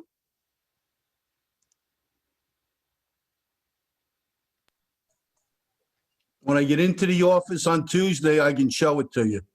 I'm not going to try to zip through it now. I just want to show what's on your online quote, because we copied and pasted this. It says 0.5 right here online. Correct, and that's a typo that should have been corrected. Okay. So, but I also note that that was not raised in any of the determination letters as an issue that we need. Oops, let me go back here. That we need a variance on. I'm also going to take this moment to pull up to address a question that was raised during the work session. The maps before you did not hatch out the patio area. I will just take this moment to show that is intended that the patio is going to be. Hold on. As much as I asked that, it wasn't a specific launch down this road. As the chairman said, we are going way down a road and getting super detailed. There's a much bigger issue in front of us that this board needs to contemplate. I understand you need these variances for your lot 1, but I mean, we're getting, especially at 10:30 at night, we're getting really in depth into stuff that, we need to be dealing with a much bigger issue, which is this tax versus buildable lot. Well, this then stuff I is would splitting ask- hairs at this point. I mean, I would ask the chairman, we have an application before you. We have an application for a number of items. We're asking to briefly review the items. I wanted to simply respond to your comment, zoning board member. I'm sorry, your last name is escaping me at the moment because I can't see your window. It's Member Jackman, and there will be a lot more questions than just this. So I would suggest we answer these at my comment on the patio at another time. Thank you. Okay. So briefly, I'm just going to go through that. These areas, and our architect is available for specific questions, but these areas that are kind of double lines will show you where the retaining walls will be necessary in the proposed layout of the home. The question has been asked about why the height that it is. The lot has significant rock. Allowing a smaller footprint on the house results in benefits of less rock to remove during construction. The quicker the rock is removed, the sooner the noisiest part of the construction can be completed. It allows a greater portion of the hill to be maintained. If we were to expand the footprint of the home, because I point out that the rear yards have depths of about 60 feet. So there is room to go in the back, but that would require much more of that hill and rock to be removed. I note here, and this is this is in our submission. We had our surveyor do the topography and get the elevations of the neighboring homes, and we have those. It will be completely consistent with the two homes to the north and only slightly higher than one of the homes to the south. The first two levels are half stories. This area is unexcavated. And it's going to be completely below grade at this rear side. I'm just showing some Google images of retaining walls at the neighboring 389 to give an idea of why it's necessary on these lots with a significant grade increase. And the existing retaining walls at 377 Marbledale Road. As the board has expressed that it has, would like to address the first issues, and I'm sure we're going to be here again. I'm not going to go through the 5 factors on each of them this evening. However, I do incorporate the arguments made in our submission. My understanding is this public hearing will be kept open, and I can address those at a continued public hearing if the board feels that's more appropriate. Yes, thank you. So I lay out here that lot. So I'm just going to briefly finish my slides then. Lot 2, the middle lot, requires the same 3 variances as well as the variances in the alternative. I also note I'm happy to submit these slides for submission for the record of the board. I have here the client's existing conditions, showing that his existing garage is only set back about 15 feet. I note that we took a look at the Town of Eastchester tentative assessment roll, and every single proposed lot will be equal or larger to 11 out of 15 lots in the immediate area, the immediate neighborhood. Again, the elevation will be they're a little bit lower for lots 2 and 3 because the grade actually goes down slightly for those lots. Lot 3 is essentially the same argument. It will be the same or larger than 11 out of 15 lots in the immediate area. At this point, I would ask if our architect has anything he would like to add. Otherwise, I will, I believe that we likely will be making supplemental submissions before your next meeting, and I will reserve our arguments on each of the 5 variance factors for that date. Okay, thank you. Is your Hey, architect Tom, going to speak? if you'd like, I can address the interpretation issue on the lots. All right. Bill's determination. So Bill's determination on this was by the adjustment of the lot line, it's creating new lots and subject to the new rules and regulations. And I'll just break down a little for you, why here and how he came to that determination. But I'll start with the applicant's application. I got to read from this because I don't want to paraphrase. It says the applicant requests an interpretation that the application seeking to adjust the lot lines of 5 existing non-conforming lots into 3 lots does not result in a lot being created after July 1st, 1999. So we have to basically define what is a lot and when is this thing created. So we look to our code, and our code has certain definitions in it. And one of the definitions is a lot. And it's 3-1.1.18. A lot is defined as any parcel of land, it says, common, not necessarily coincident with a lot or lots shown on a map of record, which is occupied or which is to be occupied by a building. So basically a lot says, hey, it doesn't matter where these tax lots are, it's whether whether a building exists on it or whether a building can go onto it, whether it's a building lot.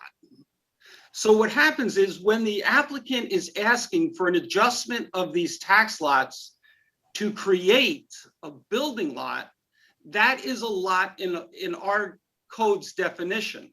So that would be a newly created lot, and therefore the building inspector's determination is that it's a newly created lot and would have to comply with today's codes. So can you, Gary, can I ask you a clarification question then? Of course. So the two northern lots are 25 feet wide. Those are being combined into a 50-foot lot, which doesn't meet 1999 code. So why is that being allowed? That to me is a brand new building lot. Well, that's correct. They're adjusting the lots. They're moving the lots around. They're creating these building lots. But it was stipulated that, and perhaps Bill, you could answer. Bill, you may have to chime in on this one. But they're creating brand new building lot up, north or in what they're calling the north. Lot one. David. Yes. They're not creating a new lot. They're taking two lots and building a house on it. Yeah, isn't that a new building lot? That's no. By what Gary just said, it's a parcel of land occupied by a building, which is what Gary just read. That land's not occupied by a building, David. That's what he just said. They're going to occupy it by a building, though. Right. The owner has, for your purposes, you're calling them two tax lots. For his purposes, he bought a deeded land that was 50 by whatever the depth is. Take a look at his deed. Oh, so you're saying there's a deed of a single parcel of land, I guess, or whatever. I don't know. David, yes, David, it's Mike. Maybe in a better let me explain it to you maybe a little bit better. There's two 25 by 100 lots that you're questioning right now. There's no structure on them. So having no structure on them, he can combine those lots and build a house on that. Am I correct, Bill? Yes. That's why he could do that as of right, because there's no structure on there. He's not changing a lot line. He's not making new lots. Those two lots stand on their own because there's no structure there. So any individual could build a house on those two 25 by 100s, combine them and make it one house because they're vacant land right now. There's no structure on them. If that explains it a little bit better for you. And that house that they built would fall under what variance codes? The updated codes for newer lots, or would be the old code, correct? The old code. Okay, thank you. The whole point of the new code was to avoid building on small lots. That's the whole point in 1999 ruling. Correct. Was to promote open space. I mean, correct, it's what we did on White Plains Road. Correct. You are 100% correct. But when there's 2, 3, 5, 6 vacant lots, and they want to combine them and use them under the old code, they're not making a new lot. They're vacant land. Okay, I'm just going to have to listen to what Gary said, but he said if they're putting a new structure on it, it's a brand new lot. So. Yeah, and I think David, what happens is the adjustment of that lot line now triggers creating a new building lot. Okay, yeah.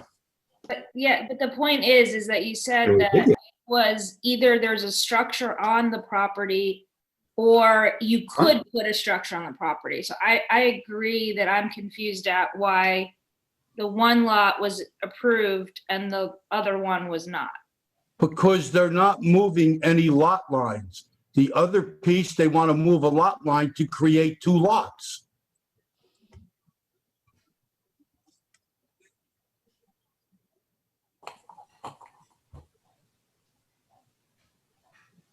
So tax lot 10 and 11, they could build as of right.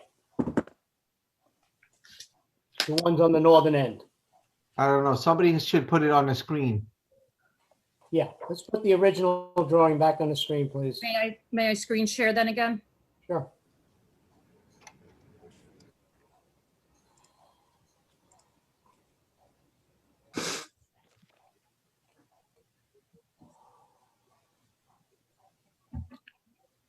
These are the 5 tax lots. Can we zoom in on that a little bit? Sure. So what you're saying is on 10 and 11, the northern lots there, they have, as of right, they can build a home.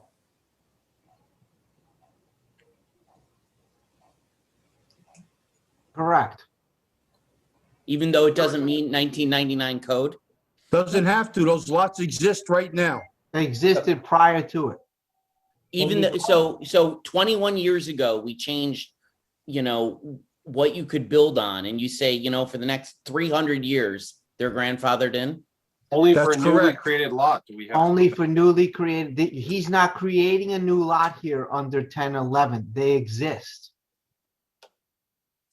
So if this applicant leaves the house that's existing at 377 and builds a new house on the 2 northern lots, he doesn't need any variances unless, of course, he's too close to the side or too. Correct. As of right. Correct. He All can right. come in today and build on lot 1 as long as he conforms with the code, Right, not the lot code today, the setbacks and anything else. gotcha. From the 1999 rules. 9 feet Correct. from the side, yeah, okay, good. We're on the same Would page.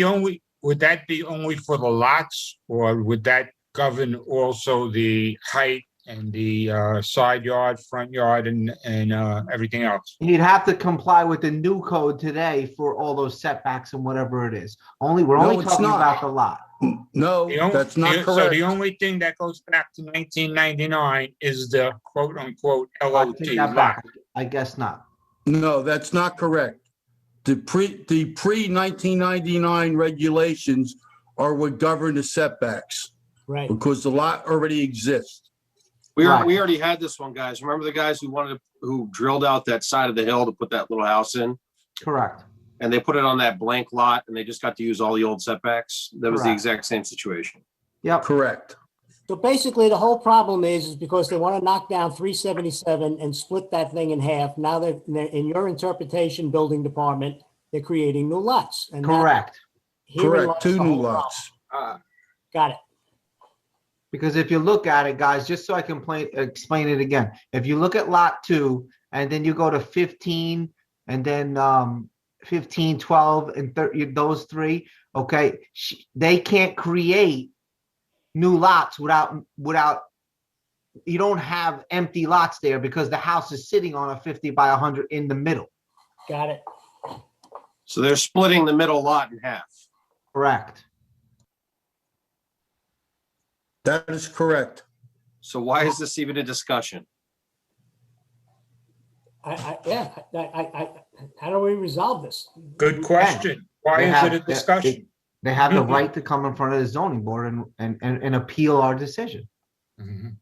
And Right, ask for so that's what an interpretation. interpretation is. They disagree with Bill's reading of Mr. Williams' reading of the code, and they're asking you to interpret it. Oh, good God.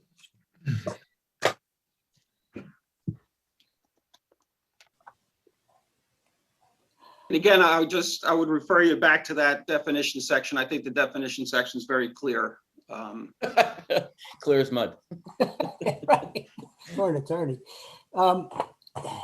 So the applicant, I'm not trying to sound sarcastic or flippant, please don't take me the wrong way, but what is in the harm in just building a new home on lot number 1 as of right and being done with this? Why are you trying to squeeze 3 houses in here? Well, it's not squeezing 3 houses. When you look at the lots across the street, it's the same exact layout. And also, given the applicant is not in, my understanding is, and he may want to chime in, my understanding is the applicant doesn't intend to keep his current home. So it's not that status quo is going to stay. If the area variance is denied, the applicant has expressed an interest in doing what would be as of right on that lot, which would be a large home that really would not be in character with the neighborhood. And I think, and that's where I say I ask the board to keep an open mind and think about really what is the character of the neighborhood, and don't be so beholden to, okay, the code was changed. I understand the code was changed, but you have a neighborhood with lot after lot that is 50 feet in width, and we can put homes on there that comply with your character.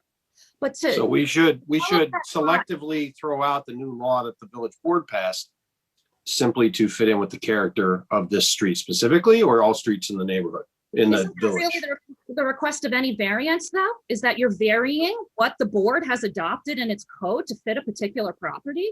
That's the entire essence of a variance application. And you also have to keep in mind that a lot of this is driven by the topography on this lot as well for some of these variances. So let me understand. So Can we please, can we please stop comparing it to the surrounding homes that were built 100 years ago, though? Let's be honest what we're looking for. We are looking for traveling back in time and setting up 50-foot wide lots as if we're part of the neighborhood back then, which is fine if that's what you're asking us to provide a variance on. But this is not apples to apples. These are old homes who have been there for a while. May I speak? If the zoning, I mean, because what I'm hearing is the zoning board saying it would rather see a 8,000 square foot home. Well, threatening to build a gigantic home to force us to do something you want is not usually a good tact. It's not a threat. It's a statement of what's permitted under the code.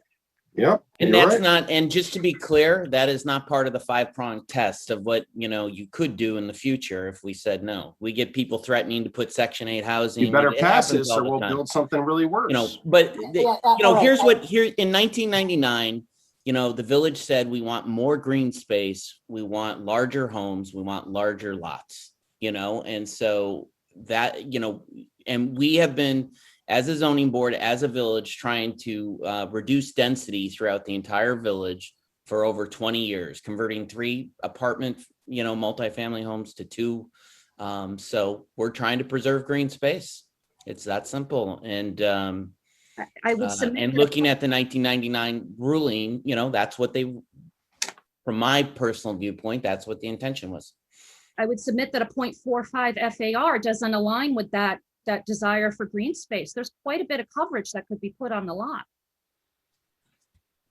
I think Rebecca makes an excellent point. I mean, they can take those first 3 lots where the big number 2 is, knock that house down, put up a very large home, and still put another home on lot number 1. It would be eliminating a fair amount of green space. I know it's happened, exactly where I live at the bottom of the hill. It's exactly what the gentleman did. He wanted to put up 2 homes. We told him, they was told no. So he put up 1 very large home on the property as of right. That still does reduce density as far as, the amount of families living in a space. So I don't know, maybe characterizing it as preserving green space is the wrong way to characterize it. I think its density is probably more accurate. So, hey, Tom, just to remind you, that house at the bottom of the hill by you proposed 3 homes, just like this one here, took the village to court and wound up building 1 home. yeah, but I'm just understanding Rebecca's point that the home they landed up building is a massive home, which does not fit in the character of the neighborhood. I would like to note, Tom, that this was raised by the board in work sessions with the village board, if you remember. Yeah. For this specific reason, and we even went through examples of someone building up to the 5 feet in the property line on a lot like this. And the village board declined to take action to address the situation. So they are clearly, their preference is, as Tina noted, is larger buildings, less density. That's their preference. No, it's fine. I'm just want to make sure that everybody understands exactly what can happen here. I'm just trying to understand, is there any complexity here for the interpretation, Gary? I'm kind of failing to understand what the interpretation seems fairly clear, no? I believe so. I'm trying to understand where the gray area is for us to say it's unclear. If the applicant's lawyer would like to clarify what they feel is unclear in that code, I'd love to hear it. I would too, but first may I ask, does the applicant have a copy of the BFJ study or memo? A study specific to this application? Probably not. If I can clarify, we sent out a memo just today, so we can pass it along to Rebecca. But we kind of basically spoke. I spoke with Gary and with Bill Williams and Frank Fish, BFJ Planning, and we just wanted to get on the same page and just really look through the zoning And we concurred with Gary's assessment and Bill's assessment. We're planners, we're not lawyers, but that was our kind of understanding that this would be the creation of a new lot. And then we also looked at the height considerations.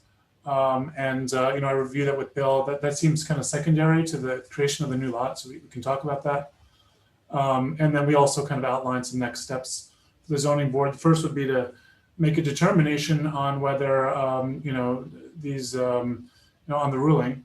And then the next step would be to, consider the variances that are proposed. If the applicant still wants to go with three, the 3 units, then they'd have to consider a variance, and then it would also have to go to the planning board. And so maybe the planning board would have to issue recommendations on what would be appropriate for the zoning board as part of its deliberations. I would also like to point out that the applicant has offered a number of things, as stated in his opening remarks, particularly significant reduction in construction hours, which would only apply to a variance. Again, lest I be understood, these are not threats. These are statements of what can be done as of right. If building permits are pulled for lot 1 and 2, the applicant has the right to construct within the hours limited in the code and other things. So as was said so aptly by members of this board in an earlier application, discussion, give and take. The applicant's here willing to talk. Well, if you're asking Hello, me, sorry. Ben, what I would ideally see is the village in 1999 said they prefer 80-foot width lots. So what I'd like to see is 2 75-foot lots, and I think and appropriate homes, appropriately sized, would be favorable, or I'd look at it very closely. So 2 75-foot lots and nice sized homes, I think, would be great. Now, Bill, may I ask you, if we were to merge these 3 and these 3, that wouldn't require any variances for lot issues because we'd be merging the same issue why these 2 are allowed. I'm sorry, Ms., but I'm a resident on the street. Got nothing personally against Jonathan or his family.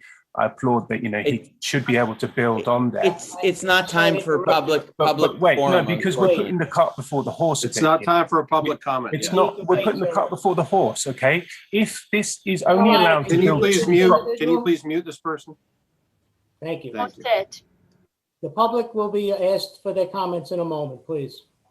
So my point being, this lot, I'm pointing to the larger lot where the number 2 is, existed before 1999. This lot existed down here at the bottom before 99. These 3 existed. Merging these 3 and merging these 2 would not require relief from this board for those 2 Yep. lots. Right. Correct. If I may make a recommendation just to the zoning board, I think the first step would just be to consider the determination on its own and then kind of think about the 5-pronged test for the area variances next. But I understand why the applicant wants to think about those in conjunction with each other, but they really are separate. I don't think that the ruling should be contextual. It should be kind of based on the facts at hand. So that really should be the first action that the zoning board takes. And what does that action entail, Gary? Do we have to sort of formalize this in a written opinion, or are we allowed to just vote right now on our interpretation of whether or not this is considered creating a new lot? Well, I would ask to make a supplemental submission. Yeah, that's exactly what I was going to say. This is the first time hearing Rebecca. This is the first time we're hearing Rebecca's presentation. It's the first time hearing her hearing our position. We would like to hear a public comment, and then I think a written decision would probably be the way to go. Obviously, after the public has a chance to speak, Rebecca has a chance to comment on ours, and we have a chance to comment on her. Okay, thank you. Hey, Rebecca, it's Mike from the Tuckahoe Building Department. Just to clarify, you had said to me that, or you had said to us that if you take the 3 northern lots and you combine them, that could be correct, but without a survey making sure that the house conforms with the code that when it was built, we can't make that determination. Because So, you could have a setback problem there if you took that first northern lot. I don't know without looking at a survey.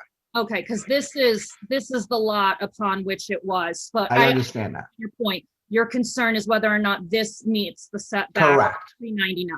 Yes, and we would like to take the opportunity to look at it. We're not making a statement whether it's yes or no, but I just want to clarify that right now. Okay, and I'll take a look and see if our survey addresses that. Okay.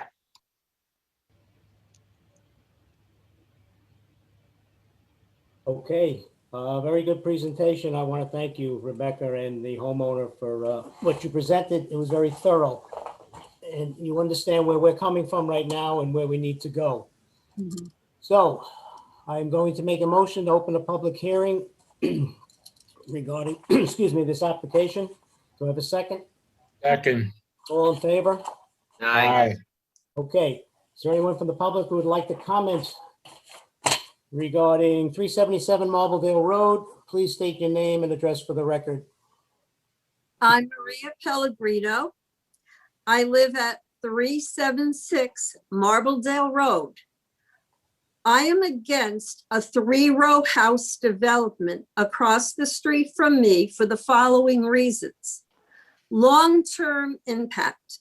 There would be an undesirable change in the character of the neighborhood and will be a detriment to nearby properties.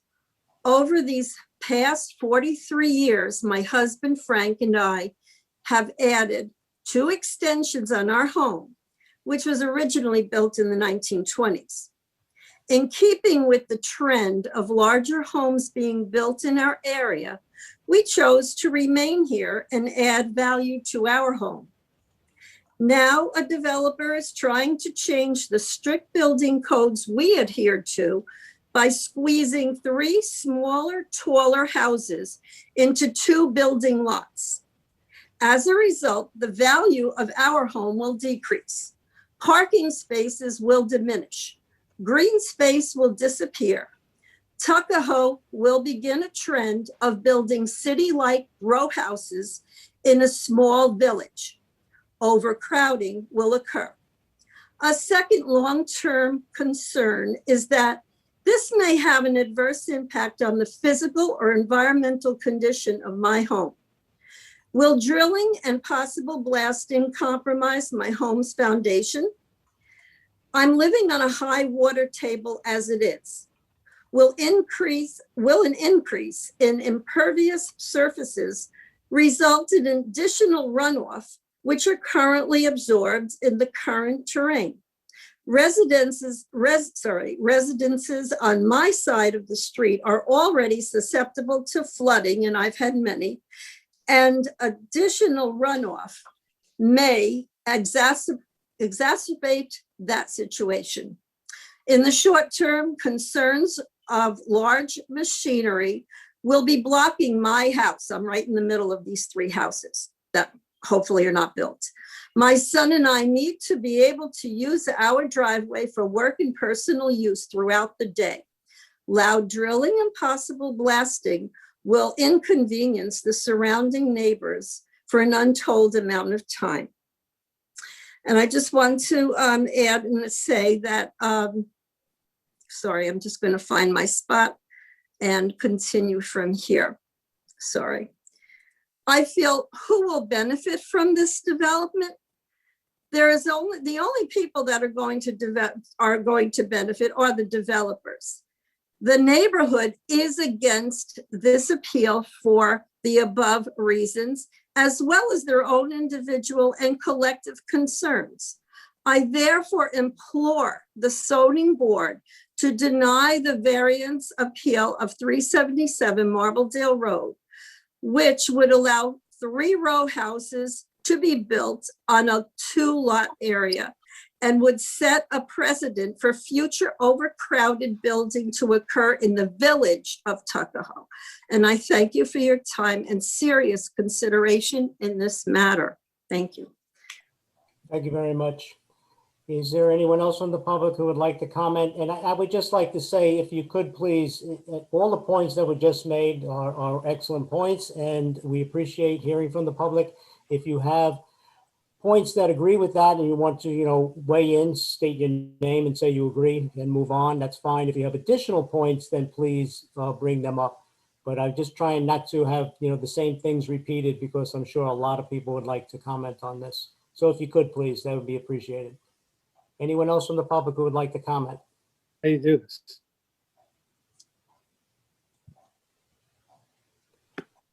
You're muted. Hello? Yeah, there you go. How you doing? My name is Anthony DiNapoli. I live on the street down below on Eaton Place. My main concerns would be for the drilling and excavation. I totally agree with everything that the lady just said. The only thing I could say that out of what I heard is that I don't like that they're threatening the town to get their way. I think that the zoning laws are the zoning laws, and for them threatening you guys to build a bigger house to get their way is absolutely ridiculous. It's going to create a lot more traffic in our area, and I don't think we need 3 more houses. If they can do 2, that's fine. If that's their right, but a 3rd house is not necessary in our small area. And I think it was zoned for a reason. And I think I'm just taking a look at my notes. Sorry. All right. And like I said, my biggest concern is just the blasting and excavation of the rock in the area. We had a similar building in the area, and some people wound up with some issues from water from them building. So those are all my concerns. But thank you very much. Have a good day. Thank you very much. I just would like to state, the comments that are made, this is a give and take, and I don't feel, as a board member, I don't feel like we're being threatened to make a decision from the applicant. It's just a comment I'd like to add there. And the concerns so far expressed are real concerns. I've lived with them myself. Also, we need to remember, people own property and they have a right to build on it. And yes, it's an inconvenience when it's done. Anyone else from the public who would like to comment, please? Hi. Hi. Go ahead. Go ahead. Hi, this is Michelle Chiotti, 378 Marbledale Road. I'm Marie's neighbor. I just want to put my comment in. I don't want to repeat everything Marie had to say, but I agree with her 100%. So does my husband, Anthony. And I did send in a letter, so I don't want to take up time. So my letter would also, give some other comments that Marie might have touched on as well, but just wanted to go on the record as a neighbor in the area across the street, directly across the street from where this will be built. I agree. Jonathan has every right to build, but he has to build to keep the village of Tuckahoe at a place where it should be. Thank you. Thank you very much. And thank you for pointing out, yes, we did receive quite a number of letters, well over a dozen, close to 2, with people's concerns about this particular project. So thank you, and thank you for being brief. Rebecca, we'll make sure we send those over to you so you have those also. Thank you. And I also just want to note for the record, though the conversation was among, we did send a letter out to the same notice that the notice of the hearing goes, and invited the neighbors to a meeting on June 2nd. We held a Zoom meeting with neighbors to try to answer some concerns. Obviously, there are still concerns, but I just wanted to let the board know that we had done that outreach. Very good. We're a neighbor. We weren't invited to that Zoom, by the way. I would just note, we sent it to the same 200, I believe it's 200 feet in Tuckahoe, that the notice of the public hearing is directed to go to. So that is, and it was sent a couple weeks ago. I can get the list of who it was mailed to. We had to draw a line somewhere, so we kept it with the notice list. Thank you. Makes sense. Anyone else from the public, please?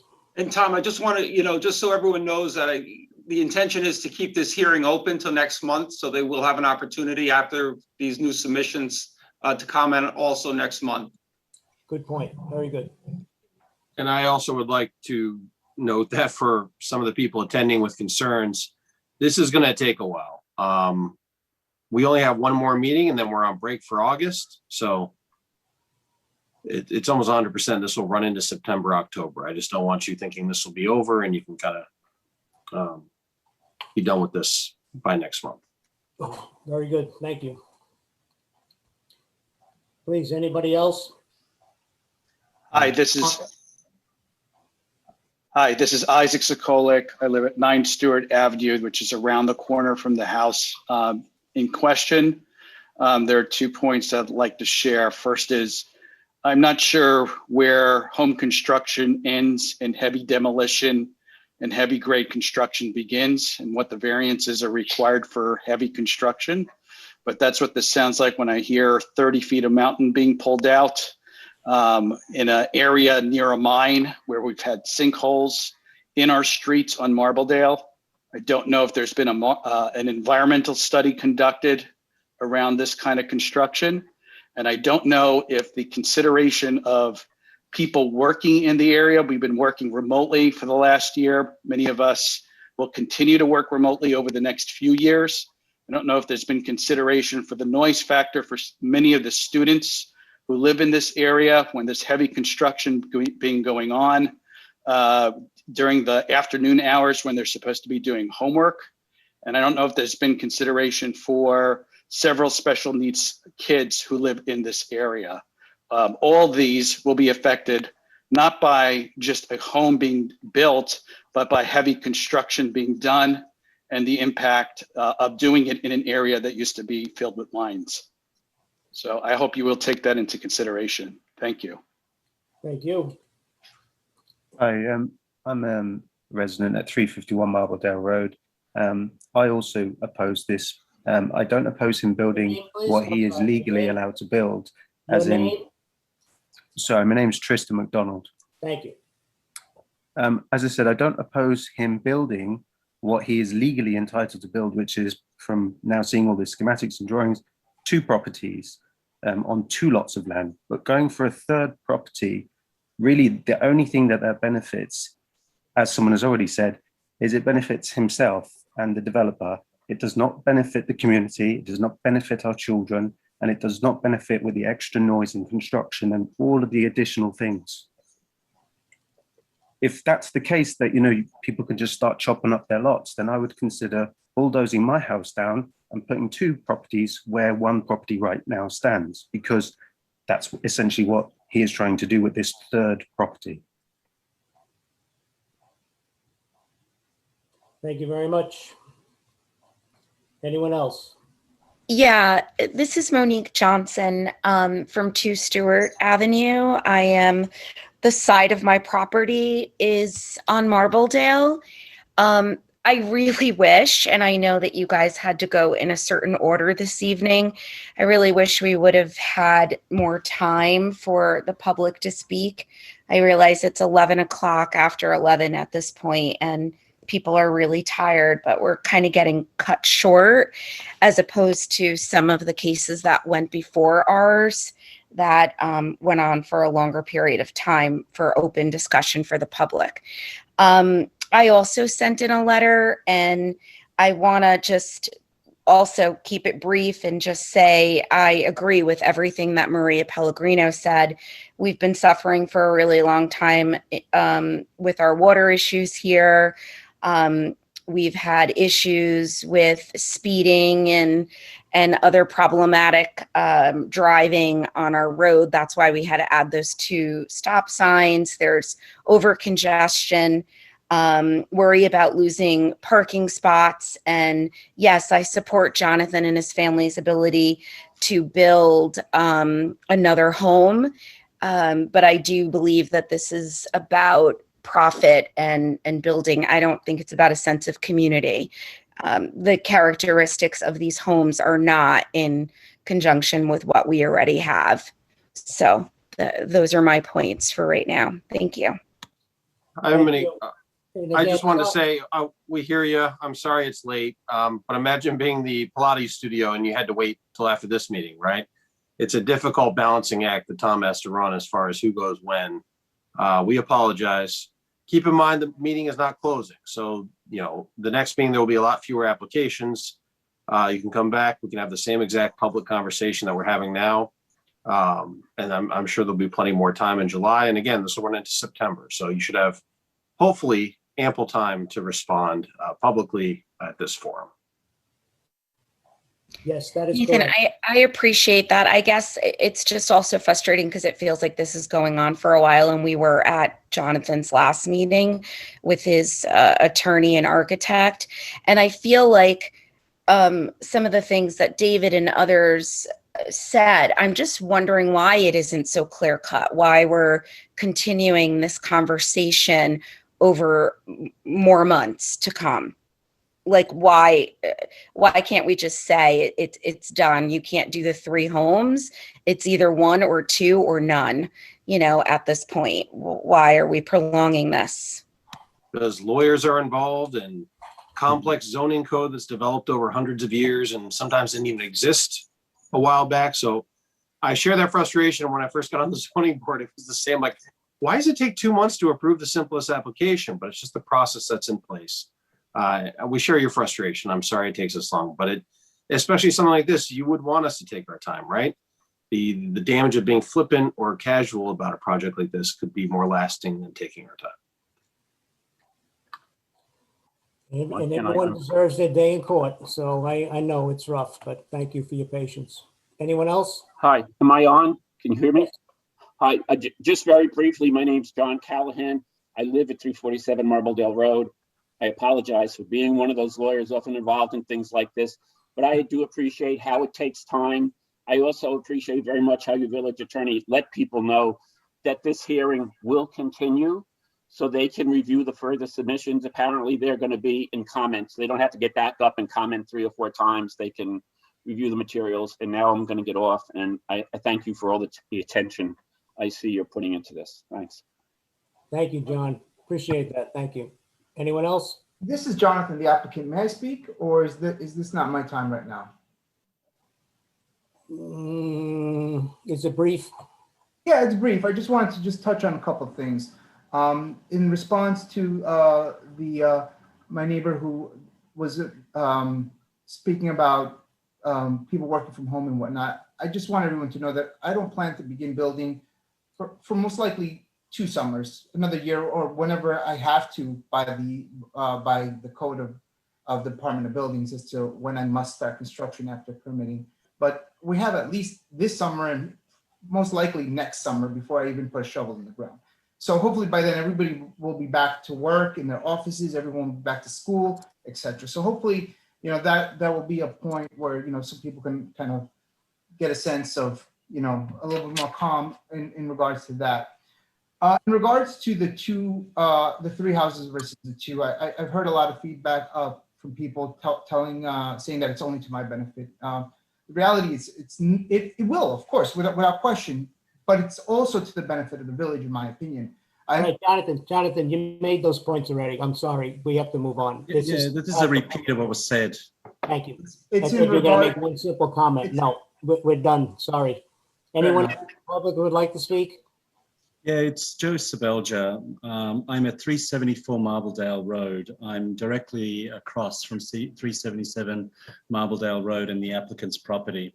I would be directly affected, and I completely agree with all my neighbors. I ask, I implore, I beg the board to reject this application for being what it is, an egregious ask. I mean, the way I see the five-prong test, it fails in every single facet, starting with first of all, what harm was done. That there was no harm. This is something that the applicant themselves wanted to do. What is the driver for this? Profit. And profit is not a reason for granting a variance. It's not a justification. The applicant has a right, as I think many people have mentioned, to create 2 homes.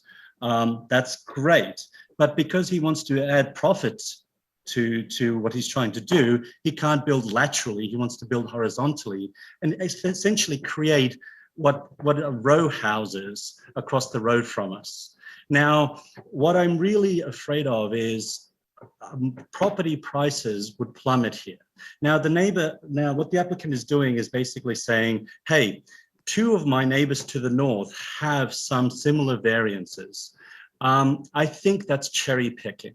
The reality is 90% of the houses, and I've walked down the street a couple of times over the last few days, and I counted the number of 2.5-story houses. Over 90% of Marbledale Road, if you look at between Fisher and Benedict Avenue, are 2-story houses. The two that he's cherry picked are not. So to turn around and say, hey, my 3-row houses are in keeping with the 2-row houses, that's great. That's not correct. And if you look at houses within 200 feet of him, they're also 2-story houses. So to basically turn around and say, hey, these are in character with the neighborhood, is patently false. I absolutely, disagree with that. Now, one of the things that one of my neighbors said was the environmental impact. Okay, first of all, let's think about this. The purpose of the 1999 zoning act was to basically increase the permeable surfaces, or maintain the permeable surfaces, reduce the impermeable surfaces. Why is that important? I live downhill from Jonathan. So my neighbors, who spoke earlier, both Michelle, Maria, and the other neighbors suffer from flooding. We get that on a regular basis. Every time there's a major storm, my basement is gone. Now, recently, it got to such a bad point that the water was cascading from the road into my basement. And what the town had to do was resurface a part of the road to stop that.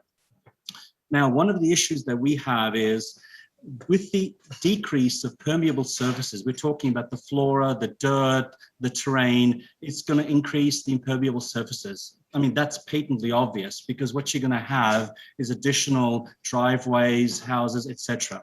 So that's going to basically result in additional water runoff. That's going to impact my house. On the previous call that the applicant's lawyers were at, we were asking about, what are you going to do about water runoff? The answer was, well, we're going to have a drain. Did you actually have any dry wells? Well, with considering, I think an assessment needs to be done. Second thing is, we're talking about the removal of an approximately 200 tons of granite. This is what Tuckahoe is built on. We're talking about a lot of work. Now, frankly, if it's the better of the community, that's something that's part of construction. But realistically, we're talking about a huge environmental impact. We're talking about 200 tons of granite, or probably more, that's going to be removed. The flora, the fauna, the reduction in the green space. Surely this needs a thorough environmental impact assessment just for that fact alone. I mean, the other thing is, getting back to whether it's in character, I don't see how having houses which are 51 foot tall, which are completely out of character with 90% of the rest of the street, 14-foot high retaining walls, where neighbors can almost touch each other, with small backyards, with minimal green spaces, in keeping with the character of the neighborhood. It just, to me, is mind-boggling that this is even being considered.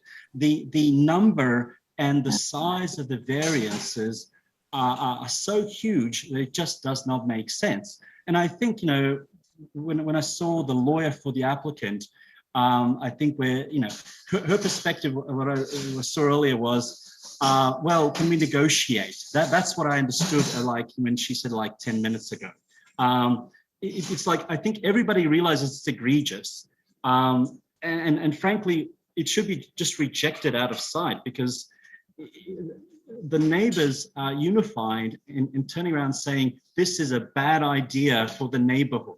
The only one that benefits is the applicant, and it does not it does not, the benefit to him is huge, it's obvious.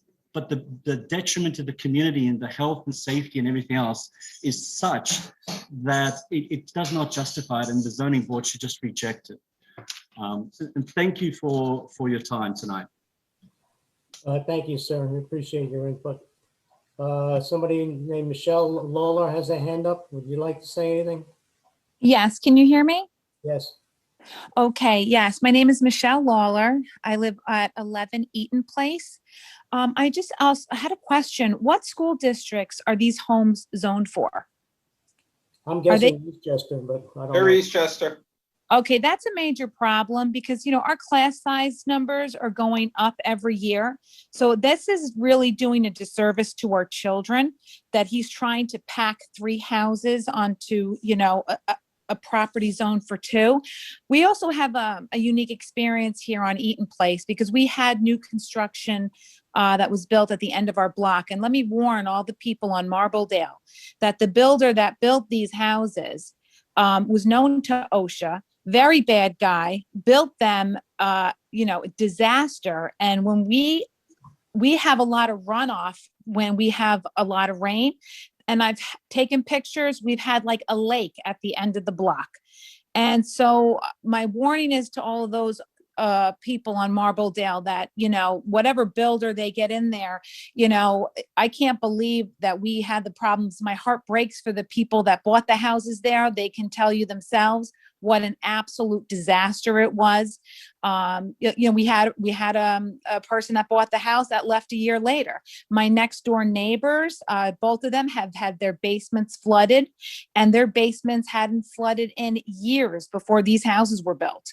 So I hope, the board takes into consideration that this only seems to be benefiting one person.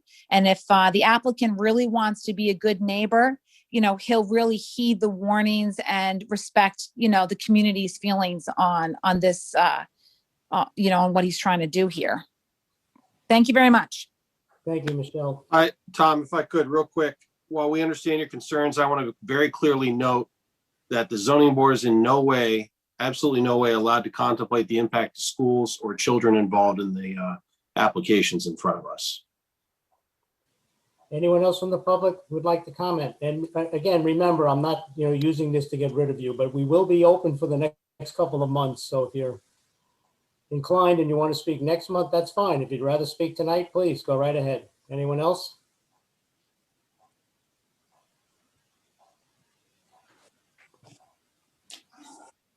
Wow. Hi. Oh, go ahead.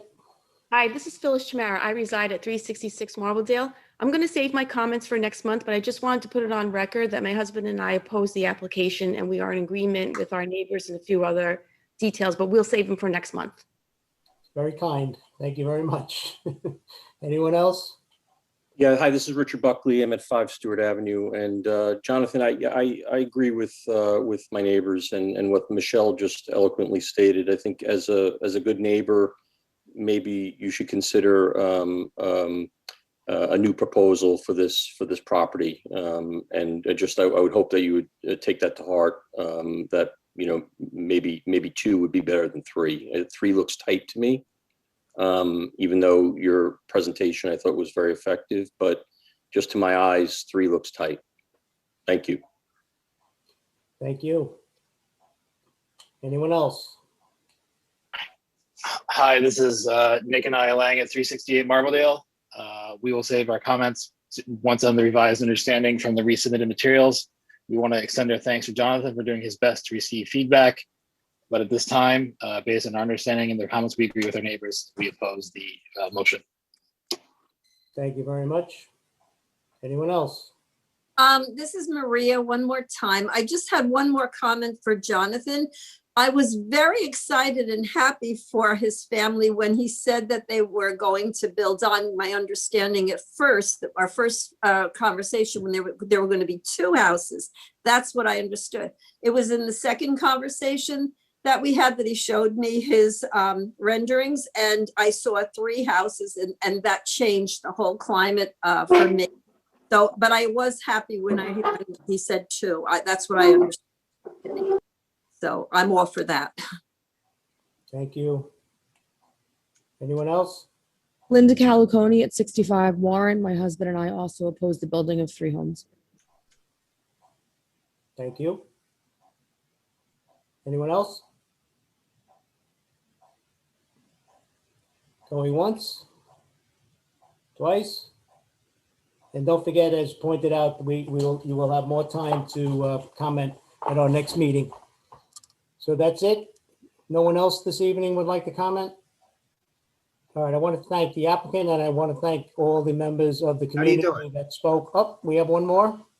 Yes, could you Go hear ahead. me? Sure. Yes, and last but not least, the Cristianos of 369 Marbledale, for the record, is strongly opposed to the 3 houses. More fair is the 2. I would shoot for the 2 and make everyone happy. That's it. Thank you very much. Sorry, something's come up. Would the town have to look into, or does Jonathan have to look into, even let's just say he gets approval to do 2 properties on the lots. I know the terrain, I stand in front of it every day with my daughter at the bus stop. It is very severe. And, you know, you're looking, I don't know, I think someone mentioned 60 feet. So once that 60 foot of earth is taken away, what is supporting those houses that are at the precipice behind it? I mean, their foundations have got to be compromised in some way. They're over 100 years old. The pipes around here are Victorian and brass. And with any movement, they do break and crack and creak. But my question is, does a structural engineer or some kind of independent, not in Jonathan's, I'm not saying it's going to be in his favor. It's a construction issue that the building department takes care of. They do some sort of assessment? Yeah, it's a construction issue. That's their job. Okay, lovely. That's all I wanted to know. Thank you. Excellent. And also, if I might add, Gary, site plan approval would also address drainage issues and other other things related to permeable surfaces and you know, impacts on landscaping and that sort of thing. Okay. One last thing. My wife just reminded me, I'm at 391 Marbledale, the Cristianos. I was looking at a map when I said 369. I should have known I'm here for like 17 years. 391 Cristianos opposed. Thank you. Thank you. It's late. All right. Tom, I anyone had a else? comment for Gary after we wrap up the here at the public comments section.